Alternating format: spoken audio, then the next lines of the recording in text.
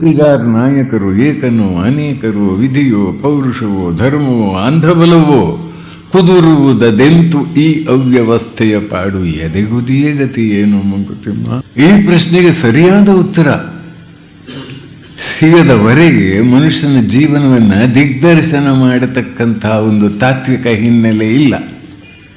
V need a philosophy to live by. ನಮ್ಮ ಬದುಕನ್ನು ಆಟೋಕರೆಕ್ಟಿವ್ measures ಅಂತ ಹೇಳ್ತಾರೆ. ನಮ್ಮನ್ನೇ ನಾವು ತಿದ್ದಿಕೊಳ್ಳಲಿಕ್ಕೆ ಬೇಕಾದ ಒಂದು ತಾತ್ವಿಕ ಹಿನ್ನೆಲೆ ಮನುಷ್ಯನಿಗೆ ಬೇಕು. ಆ ತಾತ್ವಿಕ ಹಿನ್ನೆಲೆಯನ್ನು ಒದಗಿಸದೆ ಸಂದೇಹ ಗೊಂದಲಗಳನ್ನೇ ಹೆಚ್ಚಿಸ್ತಕ್ಕಂತಹ ಶಿಕ್ಷಣ ಪದ್ಧತಿಯಿಂದ 20,000 ಜನ ಬೆಂಗಳೂರಿನಲ್ಲಿ ಪ್ರತಿ ವರ್ಷ ಆತ್ಮಹತ್ಯೆ ಮಾಡಿಕೊಳ್ತಾರೆ. ಅವರಲ್ಲಿ ಹೆಚ್ಚಿನ ಪಾಲು ವಿದ್ಯಾರ್ಥಿಗಳು ಅಂತ ಕೇಳಿ ಬರ್ತದೆ. ಇದು ಎಂಥ ಶಿಕ್ಷಣ ಸಿಗ್ತಾ ಇದೆ ನಮಗೆ?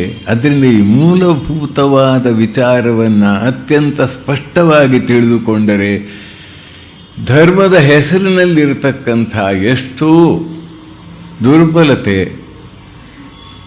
ಪರಿಮಿತಿಗಳನ್ನೊಳಗೊಂಡಂಥ ಘಟನೆಗಳನ್ನು ಅರ್ಥ ಮಾಡಿಕೊಂಡು ಅದರಿಂದ ದೂರ ಸರಿದು ಯಥಾರ್ಥ ಧಾರ್ಮಿಕ ಭಾವನೆಯನ್ನು ತಿಳಿಯಲಿಕ್ಕೆ ಸಾಧ್ಯ. ಆ ಒಂದು ವಿಚಾರವನ್ನು ನಿಮಗೆ ತಿಳಿಸಬೇಕು ಅಂತ ನಾನು ವೈಜ್ಞಾನಿಕ ಹಿನ್ನೆಲೆಯಿಂದ ಈ ದೇವರ ಬಗ್ಗೆ ಏನೇನು ಭಾವನೆಗಳು ಬೆಳೆದು ಬಂದಿವೆ, ಯಾವ ಯಾವ ತೊಂದರೆಗಳಿವೆ, ಅದರಿಂದ ಹೇಗೆ ಪಾರಾಗಬಹುದು ಎಂಬುದನ್ನು ಕುರಿತು ಚಿಂತನೆ ಮಾಡಿತ್ತು. ವೈಜ್ಞಾನಿಕ ಮನೋಧರ್ಮವನ್ನು ಬೆಳೆಸಿಕೊಂಡ ವ್ಯಕ್ತಿಯಲ್ಲಿ ಸ್ವಾಭಾವಿಕವಾಗಿ ಬರುವ ಸಂದೇಹಗಳಿಗೆ ಉತ್ತರ ರೂಪವಾಗಿ ಪ್ರಮುಖ ವಿಜ್ಞಾನಿಯ ಅಭಿಪ್ರಾಯವನ್ನು ನಾನು ಹಿಂದಿನ ಉಪನ್ಯಾಸದಲ್ಲಿ ನಿಮಗೆ ತಿಳಿಸುವ ಪ್ರಯತ್ನ ಮಾಡಿದೆ. ಮೊದಲನೆಯಾಗಿ ಮೊನ್ನಿನ ಉಪನ್ಯಾಸದಲ್ಲಿ ನಾನು ಹೇಳಿದ್ದು, ಈ ಹೊತ್ತು ವಿಜ್ಞಾನಿ ಅಂತ ಹೇಳಿದ ಕೂಡಲೇ ಒಂದು BSc MSc ಪಾಸಾಗಿ ಒಬ್ಬ ಅಧ್ಯಾಪಕನಾಗಬಹುದು, ಪ್ರೊಫೆಸರ್ ಆಗಬಹುದು, ಅವನಿಗೊಂದು ಪ್ರಶಸ್ತಿಯೂ ಸಿಗಬಹುದು. ಅವನು ವಿಜ್ಞಾನದ ಒಂದು ಕ್ಷೇತ್ರದಲ್ಲಿ ಸ್ವಲ್ಪ ಪರಿಣತಿಯನ್ನು ಪಡೆದಿದ್ದುದು ಸತ್ಯ. ಆದರೆ ಅವನನ್ನೇ ವಿಜ್ಞಾನಿಯ ಅಭಿಪ್ರಾಯಗಳಿಗೆ ಸಂಪೂರ್ಣ ಪ್ರತಿನಿಧಿ ಅಂತ ಗ್ರಹಿಸಲಾಗದು. ವಿಜ್ಞಾನದ ವಿವಿಧ ಕ್ಷೇತ್ರಗಳಲ್ಲಿ ದುಡಿದ, ವಿಜ್ಞಾನದ ಇತಿಹಾಸದ ಪರಿಚಯವುಳ್ಳ, ವಿಜ್ಞಾನದ ಇಂಪ್ಲಿಕೇಶನ್ಸ್ ಆಫ್ ಸೈನ್ಸ್ ಅಂತ ಹೇಳ್ತಾರೆ, ವಿಜ್ಞಾನದ ನಾನಾ ಸಂಶೋಧನೆಗಳ ಮೂಲಕ ತಿಳಿದು ಬರತಕ್ಕಂಥ ಈ ವಿಶ್ವದ ಬಗೆಗಿನ ವಿಚಾರಗಳನ್ನು ಸಂಗ್ರಹ ಮಾಡಿದ ವ್ಯಕ್ತಿ ಅಂತ ನಾನು ತಗೊಳ್ತೇನೆ. ಇಲ್ಲದಿದ್ದರೆ ಕೆಮಿಸ್ಟು, ಡ್ರಗ್ಗಿಸ್ಟು ಇವರು ಎಲ್ಲ ಒಂದೊಂದು ರೀತಿಯಲ್ಲಿ ವಿಜ್ಞಾನಿಗಳು. ಅವರವರ ಕ್ಷೇತ್ರದಲ್ಲಿ ಎಲ್ಲರೂ ಸ್ವಲ್ಪ ವೈಜ್ಞಾನಿಕವಾದ ಮನೋವೃತ್ತಿಯನ್ನು ಬೆಳೆಸಿಕೊಂಡಿರ್ತಾರೆ. ಆದರೆ ಅವರಿಗೆ ಜೀವನದ ಮೂಲಭೂತವಾದ ಉದ್ದೇಶ ಮತ್ತು ಜೀವನದ ಅರ್ಥ ಇವುಗಳನ್ನು ತಿಳಿಯುವ ಸಾಮರ್ಥ್ಯ ಇದೆ ಅಂತ ತೆಗೆದುಕೊಳ್ಳಿಕ್ಕಾಗುತ್ತೆ. ಆದ್ದರಿಂದ ನಾನು ಕ್ರಿಸ್ಟಿಯನ್ ಮಾರಿಸನ್ ಅವರ ವಿಚಾರವನ್ನು ಹೇಳಿದೆ. ಯಾಕಂದರೆ is the New York academy of ಸೈನ್ಸಸ್ಸಿನ ಅಧ್ಯಕ್ಷರಾಗಿದ್ದವರು, ವಿಜ್ಞಾನದ ವಿವಿಧ ಕ್ಷೇತ್ರಗಳಲ್ಲಿ ಆದ ಸಂಶೋಧನೆಗಳ ಬಗ್ಗೆ ಸ್ಪಷ್ಟವಾಗಿ ತಿಳಿದುಕೊಂಡವರು.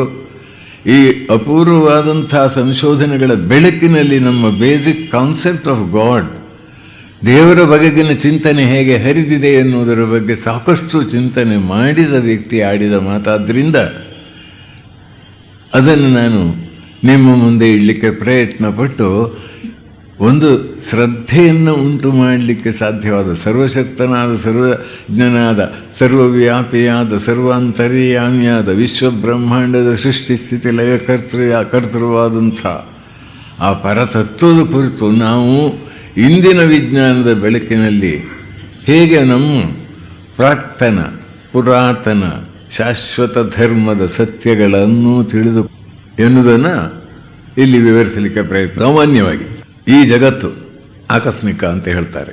ಸಾಮಾನ್ಯ ಇದೊಂದು ಭಾವನೆ ಬಂದುಬಿಟ್ಟಿದೆ. ಆತ ಹೇಳ್ತಾನೆ, the universe is designed and executed by A great engineering intelligence. There is no one chance in millions that life on our planet is an accident. Accident ಅಲ್ಲ, ಅರ್ಥಪೂರ್ಣವಾಗಿದೆ ವರ್ತಿಸ್ತದೆ ಜಗತ್ತು. ಅಣುಕಣಗಳಿಂದ ಹಿಡಿದು ಸ್ಟೆಲ್ಲಾರ್ ಯೂನಿವರ್ಸಿನವರೆಗೂ ಕೂಡ ಒಂದು ವ್ಯವಸ್ಥೆ ಕಾಣ್ತದೆ. There is order. Universe is not a chaos, it's a cosmos. ಅರ್ಥಪೂರ್ಣವಾಗಿ ವರ್ತಿಸ್ತದೆ. ಇನ್ನೊಂದು ಅರ್ಥಪೂರ್ಣವಾಗಿದೆ ಅಂದರೆ ನೀವೊಂದು ಕಟ್ಟಡ ಕಟ್ಟಿದರೆ ಅಲ್ಲಿ ಪ್ರತಿಯೊಂದಕ್ಕೂ ಒಂದು ಅರ್ಥ ಇದೆ. ಇದೇನಿದು ಕಿಟಕಿ, ಅದೇನು ಬಾಗಿಲು, ಇದು ಯಾವ ಕೋಣೆ, ಇದು ಬಂದವರನ್ನು ಸ್ವಾಗತಿಸತಕ್ಕಂಥ ಕೋಣೆ. ಅದು ಯಾವ ಕೋಣೆ? ಅದು ಲೈಬ್ರರಿ. ಇದು ಯಾವುದು? ಮಲಗುವ ಕೋಣೆ. ಪ್ರತಿ ಒಂದಕ್ಕೂ ಅರ್ಥ ಇದೆ, ಅದೊಂದು ಉದ್ದೇಶ ಇದೆ. ಹೀಗೆ ಅರ್ಥ ಉದ್ದೇಶಗಳಿಂದ ಕೂಡಿ ನಡೆಯತಕ್ಕಂಥ ಈ ವಿಶ್ವ ಅಂತ ಮನವರಿಕೆ ಆಗ್ತದೆ ಅಂತ ವಿಜ್ಞಾನಿ ನಮಗೆ ತಿಳಿಸಿಕೊಡ್ತಾನೆ ಎನ್ನುವುದನ್ನು ನಾನು ವಿಸ್ತಾರವಾಗಿ ಅಲ್ಲಿ ವಿವರಿಸಿದೆ. ಜೀವನ ಎನ್ನುವುದು ಎಷ್ಟು ಅದ್ಭುತವಾದದ್ದು. ಆ ಜೀವನ, ಲೈಫ್ ಅಥವಾ resourcefulness of life to accomplish its purpose is a manifestation of all-pervading intelligence. ಇದಕ್ಕೆ ಬೇಕಾದಷ್ಟು ಉದಾಹರಣೆಗಳು ಕೊಡಲಾಗಿದೆ. ಅದನ್ನು ಓದಿದರೆ ನಿಮಗೆ ಸರ್ವತ್ರ ಸರ್ವವ್ಯಾಪಿಯಾದ ಪರಬ್ರಹ್ಮ ವಸ್ತು ಅಥವಾ ಈಶ್ವರನ ಬಗ್ಗೆ ಒಂದು ಭಾವನೆ ಸ್ಪಷ್ಟವಾಗಿಯೇ ಬರ್ತದೆ ಅಂತ ಹೇಳಬಹುದು. ನಮ್ಮ ಹಿಂದಿನ ಯುಗದ ಆಧ್ಯಾತ್ಮಿಕ ಜೀವನದಲ್ಲಿ ಮುನ್ನಡೆದ ಸಮಾಧಿಯಂತಹ ದಿವ್ಯ ಅನುಭವವನ್ನು ಪಡೆದ, ಸರ್ವತ್ರ ಭಗವಂತನ ದರ್ಶನ ಮಾಡುವ ಸಾಮರ್ಥ್ಯವನ್ನು ಪಡೆದುಕೊಂಡಿದ್ದ ವ್ಯಕ್ತಿಗಳ ಮಾತಿನ ಹತ್ತಿರ ಬರ್ತದೆ. ಇದು ಆಶ್ಚರ್ಯ. ಈ ಸುಪ್ರೀಂ ಇಂಟೆಲಿಜೆನ್ಸ್, ಇಕಾಲಜಿಯ ಬಗ್ಗೆ ಓದಿದವರಿಗೆ ಗೊತ್ತಾಗ್ತದೆ. ಇಡೀ ನೇಚರ್ನಲ್ಲಿ ಇರತಕ್ಕಂಥ ಒಂದು ಆ ಸಮತೋಲವನ್ನು ಕಾಪಾಡಿಕೊಳ್ಳುವುದಕ್ಕೆ ಆ ಇಂಟೆಲಿಜೆಂಟ್ ಪ್ರಿನ್ಸಿಪಲ್ಲೇ ವರ್ಕ್ ಮಾಡ್ತದೋ ಏನೋ ಭಾವನೆ ಬರ್ತದೆ ಅಂತ ಹೇಳ್ತಾರೆ. ಅದು ಅದ್ಭುತಗಳಿವೆ. Provision for all living is revealed in phenomena which we know today but which Darwin did not know, such as the wonders of genes ಅಂತ ಹೇಳ್ತಾರೆ. ಜೀನ್ಸಿನ ಬಗ್ಗೆ ತಿಳಿದಾಗ ಆಶ್ಚರ್ಯಚಕಿತರಾಗ್ತೇವೆ ನಾವು. ವಿಶ್ವವನ್ನು ನಡೆಸತಕ್ಕಂಥ, ನಾನು ಭಗವದ್ಗೀತೆಯಲ್ಲಿ ಬೀಜಂ ಮಾಂ ಸರ್ವಭೂತಾನಾಂ ವಿದ್ಧಿ ಪಾರ್ಥ ಸನಾತನಂ ಓದಿದಾಗ ಏನಿದು ಬೀಜ, ಅದೇ ಅವನ ವಿಭೂತಿ ಏನದು ಅದ್ಭುತವಾಗಿದೆ ಎಂಬುದು ಮನವರಿಕೆ ಆಗಿತ್ತು. ಇಲ್ಲಿ ಅದನ್ನು ಎಷ್ಟು ಸುಂದರವಾಗಿ ಇವರು ಚಿತ್ರಿಸಿದ್ದಾರೆ ಅಂತ ಇಲ್ಲಿ ನಿಮಗೆ ಹೇಳಿ. ಯಾಕಂದರೆ ಇದನ್ನ ಉದ್ದೇಶ ಏನಂದರೆ, ನನಗೆ ಅಸಂಬದ್ಧ ಮಾತಾಡಬಾರದು ದೇವರ ಬಗ್ಗೆ ಸರಿಯಾಗಿ ತಿಳಿದುಕೊಳ್ಳದೆ. ನಮ್ಮಲ್ಲಿ ಹೆಚ್ಚಿನವರು ಆ ಕಾರ್ಯಕ್ರಮವನ್ನು ಕೈಗೊಂಡಿರ್ತಾರೆ. ಬುದ್ಧಿಜೀವಿಗಳೆನ್ನುವರು ಅವರು ಇತರರ ಬುದ್ಧಿಯನ್ನು ವಿಚಾಲನೆ ಮಾಡ್ತಾರೆ. ಇನ್ನೊಬ್ಬರ ಶ್ರದ್ಧೆಯನ್ನು ನಾಶ ಮಾಡುವುದು ಬುದ್ಧಿವಂತಿಕೆ ಅಂತ ತಿಳ್ಕೊಂಡಿದ್ದಾರೆ. ಮೂಢನಂಬಿಕೆಯನ್ನು ಬಿಡಬೇಕೇ ಸರಿ, ಮೂಢವಲ್ಲದ ನಂಬಿಕೆಯನ್ನು ಬಿಡಕ್ಕೆ ಯಾಕೆ ಬಿಡಬೇಕು? ಅದು ಹೇಳಲಿಕ್ಕೆ ನಿಮಗೇನು ಅಧಿಕಾರವಿದೆ? ಅದರಿಂದ ನಿಸ್ಸಂಶಯವಾಗಿ ಕೆಲವು ವಿಚಾರಗಳನ್ನು ನಾವು ನಮ್ಮ ಮನದಂದುಕೊಳ್ಬೇಕು. ಧಾರ್ಮಿಕರಾದವರು, ಧರ್ಮಾಭಿಮಾನಿಗಳು, ಧರ್ಮದಲ್ಲಿ ಶ್ರದ್ಧೆ ಇದ್ದವರು ಮತ್ತು ಸಂಕುಚಿತವಾದ ಭಾವನೆಗಳನ್ನು ಬಿಡಲಿಕ್ಕೆ ಅನುಕೂಲವಾಗುತ್ತೆ. ಇದನ್ನು ತಿಳಿದುಕೊಂಡ್ರೆ ಈ ಜೀನ್ಸಿನ ವಿಚಾರವನ್ನು ಹೇಳ್ತಾನೆ. ಬೀಜಂ ಮಾಂ ಸರ್ವಭೂತಾನಾಂ ವಿದ್ಧಿ ಪಾರ್ಥ ಸನಾತನಂ ಅಂತ ಹೇಳುವ ಮಾತನ್ನು ಇಲ್ಲಿ ನನಗೆ ಮನವರಿಕೆ ಮಾಡಿಕೊಟ್ಟ ಇವನು. Unspeakably tiny are those genes that if all of them responsible for all living people in the world could be put in one place, there would be no less than a thimble full. ಇದಕ್ಕೊಂದು ಹಾಕ್ತಾರಲ್ಲ, ಈ ಹೊಲಿಗೆ ಮಾಡಿಕೊಳ್ಳುವರು ಥಿಂಬಲ್ ಅಂತ ಹೇಳ್ತಾರೆ. ಅದಕ್ಕೆ ಇದಕ್ಕೊಂದು ಚೀಲ ಮಾಡ್ತಾರೆ, ಅದರೊಳಗೆ ಇಟ್ಟಿಡ್ಬೋದು ಇಡೀ ವಿಶ್ವದ ಜನಾಂಗಗಳ ಬೀಜ ನೋಡಿ. But in one place there would be less than a thimble full. Yet these ultra-microscopic genes and their companions, the chromosomes, inhabit every living cell and are the absolute key to all human, animal and vegetable characteristics. A thimble is a small place in which to put all the individual characteristics of 2,000 million human beings. Can you understand this? However, the facts are beyond question. ಇದು ಸತ್ಯ. ಇದು ಸುಮ್ಮನೆ ಕಲ್ಪನೆ ಅಲ್ಲ, ಕಾವ್ಯ ಅಲ್ಲ. Facts are beyond question. Well, then how do genes lock up all the normal heredity of a multitude of ancestors and preserve the psychology of each in such an infinitely small space? Bijam mam sarvabhutanam vidhi partha sanatanam. ವಿಶ್ವದ ರಹಸ್ಯವನ್ನು ಅಧ್ಯಯನ ಮಾಡಿದಾಗ ಇವತ್ತು ನಮಗೆ ವಿಜ್ಞಾನ ತಿಳಿಸಿಕೊಡುವ ವಿಚಾರ ನೋಡಿ. Here evolution really begins at the cell, the entity which holds and carries the genes. How a few million atoms locked up as an ultra-microscopic gene can absolutely rule all life on earth is an example of profound cunning and provision that could emanate only from a creative intelligence. No other hypothesis will serve. ಬೇರೆ ದಾರಿ ಇಲ್ಲ. ಅದನ್ನ ಇಲ್ಲಿ ತಿಳಿಸಿಕೊಟ್ಟಿದ್ದ. ಅದರಿಂದ ಇದನ್ನು ಎಷ್ಟೆಷ್ಟು ನಾವು ಗಮನ ಕೊಟ್ಟು ಅಧ್ಯಯನ ಮಾಡ್ತೀವೋ ಅಷ್ಟಷ್ಟು ನಮ್ಮ ಋಷಿ ಮುನಿಗಳು ಕಂಡ ತಥ್ಯ ಸ್ಪಷ್ಟವಾಗ್ತಾ ಹೋಗ್ತದೆ ನನ್ನ ಪಾಲಿಗೆ. ಇದಾದ ಬಳಿಕ ಇದನ್ನು ತಿಳಿದುಕೊಂಡಾಗ ನಮಗೆ ಗೊತ್ತಾಗ್ತದೆ, ಒಳಗೆ ಹೊರಗೆ ಮೇಲೆ ಕಡೆ ಎಲ್ಲ ಕಡೆಯಲ್ಲಿಯೂ ಆ ಪರತತ್ವ ಪರಮಾರ್ಥ ತತ್ವ ಇದೆ ಅಂತ. ನಾನು ಯುವಕರಿಗೆ ಒಂದು ಕತೆ ಹೇಳಿದೆ. ಒಂದು ಇರುವೆಗಳದ್ದೇ ಒಂದು ಯೂನಿವರ್ಸಿಟಿ ಇತ್ತು, ಅದಕ್ಕೆ ಆಂಟಿಕ್ ಯೂನಿವರ್ಸಿಟಿ ಅಂತ ಹೆಸರು. Vice chancellor of the university, Antioch ಯೂನಿವರ್ಸಿಟಿಯ ವೈಸ್ ಚಾನ್ಸಲರು ಒಂದು ವಿಭಾಗದ ಮುಖ್ಯಸ್ಥರನ್ನು ಕರೆದು ಹೇಳಿದರಂತೆ, ಈ ಮನುಷ್ಯರು ಪುಸ್ತಕಗಳನ್ನು ಪ್ರಕಟ ಮಾಡ್ತಾರೆ, ಆ ಪುಸ್ತಕಗಳು ಹೇಗೆ ಉಂಟಾಗುತ್ತವೆ ಎಂಬುದನ್ನು ಪರಿಶೀಲಿಸಿ ಬನ್ನಿ, ಆಮೇಲೆ ನೀವು ಅದರ ಬಗ್ಗೆ ಒಂದು ಥೀಸಿಸ್ ಸಬ್ಮಿಟ್ ಮಾಡಿ ನಾವು ಡಾಕ್ಟರೇಟ್ ಕೊಡ್ತೇವೆ ಅಂತ. ಆ ಒಬ್ಬ ಮುಖ್ಯಸ್ಥನಾದ ಇರುವೆ ಮೈಕ್ರೋಸ್ಕೋಪು, ಸ್ಟೆಥೋಸ್ಕೋಪು, ಬಹಳ ನಾನಾ ರೀತಿಯ ಸ್ಕೋಪು ಎಲ್ಲ ಇಟ್ಕೊಂಡು ಹೋಪಿನಿಂದ ಅದು ಹೋಗಿ 3 ತಿಂಗಳುಗಳ ಕಾಲ ರಾತ್ರಿ ಹಗಲು ಪ್ರೆಸ್ಸಿನಲ್ಲಿ ಅಬ್ಸರ್ವೇಷನ್ ಮಾಡಿ ಆ ಪುಸ್ತಕವನ್ನು ಬರೀತಂತೆ. ಅದರಲ್ಲಿ ಏನು ಅಂತ ನಾವು ಅತ್ಯಂತ ಜಾಗರೂಕತೆಯಿಂದ ಹಗಲು ರಾತ್ರಿ ಪರಿಶೀಲಿಸಿದೆವು.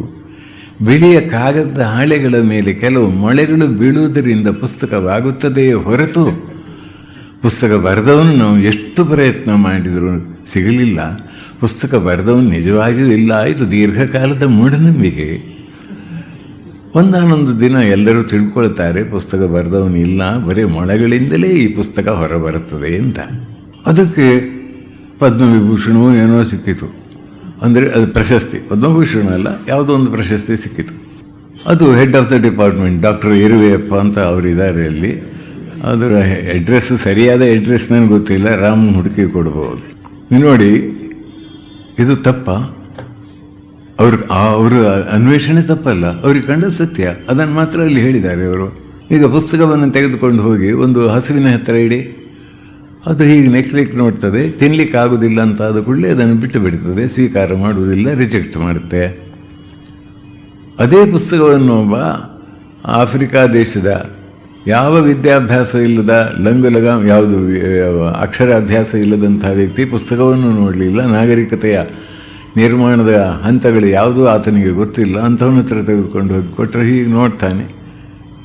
ಅವನಿಗೆ ಕಾಲ ಅಕ್ಷರ ಭೈನ್ಸ್ ಬರಾಬರ್ ಅಂತ ಹೇಳ್ತಾರೆ ಹಿಂದಿಯಲ್ಲಿ. ಕಪ್ಪು ಅಕ್ಷರಗಳು ಇದು ಪ್ರಾಣಿಯ ಹಾಗೆ ಕಾಣ್ತದೆ ಅಂತ, ಭೈನ್ಸ್ ಅಂದರೆ ಎಮ್ಮೆ. ಅಥವಾ ಸಣ್ಣ ಇರುವೆಗಳ ಸಾಲ ಹಾಗೆ ಕಾಣ್ಬೋದು ಅವನಿಗೆ. ಆ ಪುಸ್ತಕ ನೋಡಿದರೆ ಅಷ್ಟೇ ಅವನಿಗೆ ಗೊತ್ತಾಗೋದು. ಅದೇನು ಹೆಚ್ಚು ಪ್ರಯೋಜನ ಇಲ್ಲ, ಅಲ್ಲೇ ಇಟ್ಕೊಳ್ಬೋದು, ಅಥವಾ ತನ್ನ ಆಸನದ ಕೆಳಗಡೆ ಇಟ್ಕೊಳ್ಬೋದು, ಕುರ್ಚಿಯ ಕೆಳಗಡೆ ಎಲ್ಲಿಯೋ ಅಷ್ಟೇ. ಅವನಿಗೂ ಅರ್ಥ ಆಯಿತು, ಪುಸ್ತಕದ ಬಗ್ಗೆ ಸ್ವಲ್ಪ ಗೊತ್ತಾಗಿದೆ. ಆ ಪುಸ್ತಕವನ್ನು ನೋಡಿ, ಪುಸ್ತಕದ ಬಗ್ಗೆ ಗೊತ್ತಿದ್ದ ವ್ಯಕ್ತಿಗಳಿಗೆ ಆ ಪುಸ್ತಕವನ್ನು ತೆಗೆದುಕೊಂಡು ಹೋಗಿ ಕೊಡಿ, ಅವರು ನೋಡ್ತಾರೆ ಇದು ನಮ್ಮ ಭಾಷೆಯಲ್ಲಿಲ್ಲ, ನನಗೆ ಅರ್ಥವಾಗುವುದಿಲ್ಲ ಅಂತ ಹೇಳ್ತಾರೆ. ಆ ಭಾಷೆ ಗೊತ್ತಿದ್ದವನಿಗೆ ಕೊಡಿ, ಓದ್ತಾ ಓದ್ತಾ ಹಸ್ತಕ್ಕೆ ಬರ ನಕ್ಕೆ ಓದುತ್ತೋದುತ್ತ ಮಸ್ತಕಕ್ಕಿಟ್ಟು ಗಂಭೀರನಾದೆ, ತುತ್ತ ತುದಿಯಲ್ಲಿ ನಿನ್ನ ವಿಸ್ತರದ ದರ್ಶನಕ್ಕೆ ಹಸ್ತವನ್ನು ಮುಗಿವೆನಾ ಮಂಕುತಿಮ್ಮ ಅಂತ ಕುವೆಂಪು ಮಂಕುತಿಮ್ಮನಿಗೆ ಕೊಟ್ಟ ಒಂದು ನುಡಿ ನಮನ ಇದೆ. ಅದರಲ್ಲಿ ಅದನ್ನು ನಾನು ಓದಿದ ನೆನಪು ಬಂತು. ಹಸ್ತಕ್ಕೆ ಬರೀ ನಕ್ಕೆ ಅಂದರೆ ಅದು ಓದ್ತಾ ಇರುವಾಗ ಮೊದಲು ಏನೋ ಓದ್ತಾ ಇದೆ, ಓದ್ತಾ ಓದ್ತಾ ಓದ್ತಾ ಕೆಲವೊಮ್ಮೆ ಕಣ್ಣೀರು ಸುರಿಸ್ತಾನೆ, ಕೆಲವೊಮ್ಮೆ ನಗುತ್ತಾನೆ, ಕೆಲವೊಮ್ಮೆ ಆಹಾ ಊಹು ಅಂತ ಹೇಳ್ತಾನೆ. ಏನು ಆಶ್ಚರ್ಯ! ಅರ್ಥ ಏನು? ಅರ್ಥವಾಗುವಂತೆ ಅಲ್ಲಿರುವ ಪ್ರತಿಯೊಂದು ಅಕ್ಷರ, ಕಾಮ, ಫುಲ್ ಸ್ಟಾಪು, ಅಲ್ಲಿರುವ ಎಲ್ಲ ಅಕ್ಷರಗಳು ಯಾವುದೋ ಆ ಬರಹಗಾರನ ಅಂತರ್ಯದ ಆಳದಲ್ಲಿದ್ದ ಭಾವನೆಗಳನ್ನು ಅಭಿವ್ಯಕ್ತಗೊಳಿಸುವ ಸಂಕೇತವಾಗಿ ಕಂಗೊಳಿಸಿದೆ. ಇದರಲ್ಲಿ ಸಂದೇಹ ಬರುತ್ತಾ ಯಾರಿಗಾದರೂ? ಅವರವರ ಲೆವೆಲ್ಲಿಗೆ ಸರಿಯಾಗಿ ಅವರವರು ಅರ್ಥ ಮಾಡಿಕೊಳ್ಳುವುದು ಅಂತ ಅರ್ಥ ಆಗ್ತದೆ. ಹೀಗೆ ಈ ವಿಶ್ವವನ್ನು ನೋಡಿದಾಗ ಪ್ರತಿಯೊಂದು ಅಣು ಕಣವೂ ಕೂಡ ಯಾವುದೋ ಒಂದು ವ್ಯವಸ್ಥೆಯಲ್ಲಿ ಸಂಚಾರ ಮಾಡ್ತಾ ಇದೆ. ಅವ್ಯವಸ್ಥೆಯನ್ನು ಕಾಣುವಲ್ಲಿಯೂ ವ್ಯವಸ್ಥೆ ಇದೆ. What is impenetrable to us exists, manifesting as this wonderful universe and radiant beauty. With our dim faculties we have a little understanding of it ಅಂತ ಐನ್ಸ್ಟೈನ್ ಹೇಳಿದರು.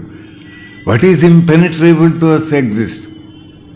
ನಮ್ಮ ದೃಷ್ಟಿಗೆ, ಸಂಶೋಧನಾ ದೃಷ್ಟಿಗೆ ನಿಲುಕದ ಪರಮಾದ್ಭುತವಾದ ಶಕ್ತಿಯಿಂದ ವಿಶ್ವ ಬ್ರಹ್ಮಾಂಡ ವ್ಯಕ್ತವಾಗ್ತದೆ, ಇದರ ಅದ್ಭುತ ಸೌಂದರ್ಯ ವ್ಯಕ್ತವಾಗ್ತದೆ ಅಂತ ಆತ ಹೇಳಿದ. ನಮಗೆ ಪೂರ್ಣ ಅರ್ಥ ಆಗೋದಿಲ್ಲ, ಸ್ವಲ್ಪ ಸ್ವಲ್ಪ ಅರ್ಥ ಆಗ್ತದೆ. ಅದು ಅರ್ಥಪೂರ್ಣವಾಗಿ ವರ್ತಿಸಬೇಕಾದರೆ ಆ ಇಂಟೆಲಿಜೆನ್ಸ್ ಅನ್ನೋದು ಅದರಲ್ಲಿ ಅದು ಯಾವ ಥರದ್ದು.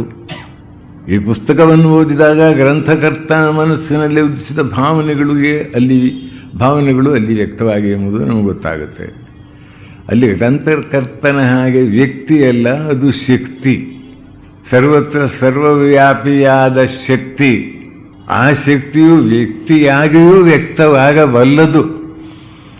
God is spirit, not a man, but he can express himself as a human being also, any form you like most. ಇದೊಂದು ಐಡಿಯಾ, ಇದೊಂದು ಭಾವನೆ ನಮ್ಮ ಜನರಲ್ಲಿ, ಬುದ್ಧಿವಂತರಲ್ಲಿ ವ್ಯಕ್ತವಾದರೆ ಧರ್ಮ ಸಮನ್ವಯಕ್ಕೆ ಎಂಥ ಅದ್ಭುತ ಅವಕಾಶ ವಿಜ್ಞಾನ ಒದಗಿಸಿಕೊಡುತ್ತದೆ. ಆಲೋಚನೆ ಮಾಡಿ ನೋಡಿ. ಸರ್ವಶಕ್ತನ ಅರ್ಥಪೂರ್ಣ ವ್ಯವಸ್ಥೆ. God is subtle but not partial.